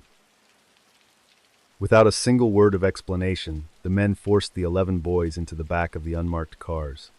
There was no struggle and no shouting. The operation was conducted with a terrifying silence that suggested it had been done many times before. The vehicles turned around and sped away from the farmhouse, kicking up a thick cloud of red dust that hung in the air long after the sound of the engines had faded into the distance. The farm was suddenly perfectly empty. When the owner of the farm arrived on Saturday morning to check on the property, he found the doors standing wide open. Inside, the boys' belongings were still neatly arranged, their sleeping mats unrolled, and their food supplies untouched. He saw the identification cards scattered in the dirt near the porch. He did not call the police immediately. He felt a deep sense of unease, a realization that something had happened that was far outside the boundaries of a normal weekend. Edmea waited for Louise on Sunday night, the meal she had prepared sitting cold on the kitchen table. Every time a car passed in the street, she stood up and moved to the window, her heart racing. By Monday morning, she knew that the silence was not a mistake. She began to call the mothers of the other boys, finding that they were all in the same state of paralyzing, silent terror. None of their sons had returned. The 11 young men of Akari had vanished. The mothers gathered at the local police station, their faces pale and their eyes red from lack of sleep. They were met with a wall of cold bureaucracy and dismissive comments. The officers claimed that the boys had likely been involved in a drug deal gone wrong or had simply decided to run away. They refused to open a formal investigation, suggesting that the mothers were overreacting to a common occurrence in the favelas. Edmea stood her ground, her voice steady. She refused to accept the official lie. She knew her son, and she knew he would never leave her without a word. She put on a plain white shirt and a pair of sturdy shoes and began to walk. She walked to the farm in Surui. She walked through the narrow alleys of the Akari favela, and she walked to the gates of the government buildings in the city center. She was no longer just a domestic servant. She was a mother searching for the truth in a world that wanted it buried. The mothers became a collective force, known to the public as the Mothers of Akari. They spent their days gathering information that the police refused to touch. They talked to witnesses who had seen the white cars and the men with the weapons. They discovered that the farmhouse had been targeted because a local resident had falsely reported the boys as a gang of thieves. They found that the men who took their sons weren't just police, but a death squad known as the Running Horses. The Running Horses was a group of off-duty police officers who operated as a private army for hire. They specialized in extortion, kidnapping, and the cleansing of neighborhoods. They used their badges and their training to commit crimes with total impunity, knowing that the system would protect its own. Edmea discovered that her son and his friends had been taken to a site in the favela where the squad kept their prisoners while they negotiated for a ransom. The twist in the investigation came when a witness revealed that a ransom had indeed been demanded, but not from the mothers. The death squad had attempted to extort a local businessman, claiming they would release the thieves if he paid a significant sum. When the businessman refused, the fate of the 11 boys was sealed. They were no longer valuable as a source of income, they were now a liability. The mothers had been searching for a way to pay a debt they never knew existed. Edmea became the primary investigator for the group, her domestic work forgotten as she dedicated every waking hour to the search. She followed leads into the most dangerous corners of Rio, carrying a photograph of Louise pinned to her shirt. She was a woman who had lost her fear because she had already lost the only thing that mattered to her. She confronted the men she believed were responsible, looking them in the eye and demanding to know where the bodies were hidden. The search for the truth became a threat to the power of the death squads. Edmea was followed by unmarked cars and received anonymous phone calls in the middle of the night. She was told to stop her walk, to go back to her kitchen and be silent. But she continued to march, her white shirt becoming a symbol of resistance against the corruption that defined the city's security forces. She was building a case that reached to the very top of the police hierarchy. In January 1993, the search for the truth reached a violent and final climax. Edmea was leaving a subway station in Rio, her hands full of documents and photographs for a meeting with a human rights organization. A car pulled up to the curb, and 2 gunmen opened fire in broad daylight. She was killed instantly, falling to the pavement with the case file she had built still clutched in her hand. The message to the other mothers was loud and clear. The assassination of Edmea da Silva Eusebio sparked a wave of international outrage and forced the Brazilian government to finally take the Akari case seriously.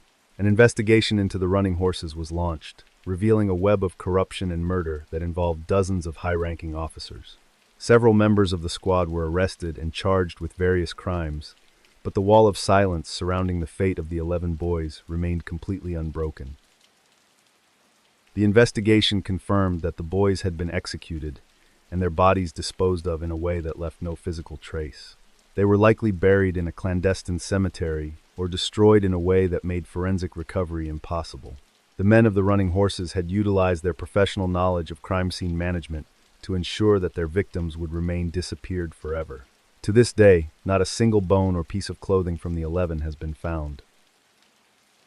The running horses was a product of a culture of impunity that had been allowed to flourish within the Rio police force for decades. These were men who saw themselves as being above the law, utilizing their state-issued authority to run a criminal enterprise from within the very heart of the justice system. They preying on the most vulnerable citizens, knowing that the disappearance of young men from the favelas would rarely result in a serious legal challenge. The legal outcome of the Akari case was a bitter and incomplete victory. While some officers were sent to prison for other crimes committed by the death squad, no one was ever convicted for the murder of the 11 boys or the assassination of Edmea. The case remains a symbol of the limitations of the legal system in Brazil when it comes to holding the state accountable for its historical atrocities. The mothers are still waiting for a justice that feels real. The 11 young men of Akari are still officially listed as missing, their names a permanent record of a Saturday afternoon that never ended. They remain 19 and 15 and 21 in the minds of their families, frozen in time on the porch of a farmhouse in Surui. Their lives were cut short by a system that viewed them as disposable, a tragedy that continues to echo through the streets of the favelas, where their music was once heard every single evening. As the current search for missing persons continues across the red soil this year, the mothers of Akari still march every year through the center of Rio de Janeiro. They are older now, their hair white and their steps slower, but their resolve remains as firm as the day Edmea first put on her white shirt. They carry the same faded photographs of their sons, ensuring that the city never forgets the names of the 11 who vanished. The case is a cornerstone of human rights education in Brazil, a permanent open wound. Modern forensic technology, including ground-penetrating radar and advanced DNA mapping, is being utilized in 2026 to search for the suspected burial sites of the running horses' victims. While the physical evidence remains elusive, the digital record of the squad's activities is being reconstructed by a new generation of investigators. They hope that a microscopic trail, left behind 36 years ago, will finally lead them to the truth of where the boys are. I think the most powerful force in the world isn't a badge or a gun. It's a mother who refuses to forget the child she once held in her arms. It is a quiet, persistent energy that can outlast even the most corrupt system and the deepest silences. Edmeia da Silva Eusebio did not find her son, but she found a truth that changed the history of her country. She showed the world that a life from the favela is worth exactly the same as a life from the palace. The weight of a small framed photograph is a burden that never gets lighter, but it is a weight that these women carry with a pride that is more powerful than fear. The sun sets over the hills of Rio, and the red dust of Suri has long since settled, but the memory of the 11 boys remains a light that the darkness could never quite put out. We look for answers in the files, but the true story is found in the white shirts of the women who still walk.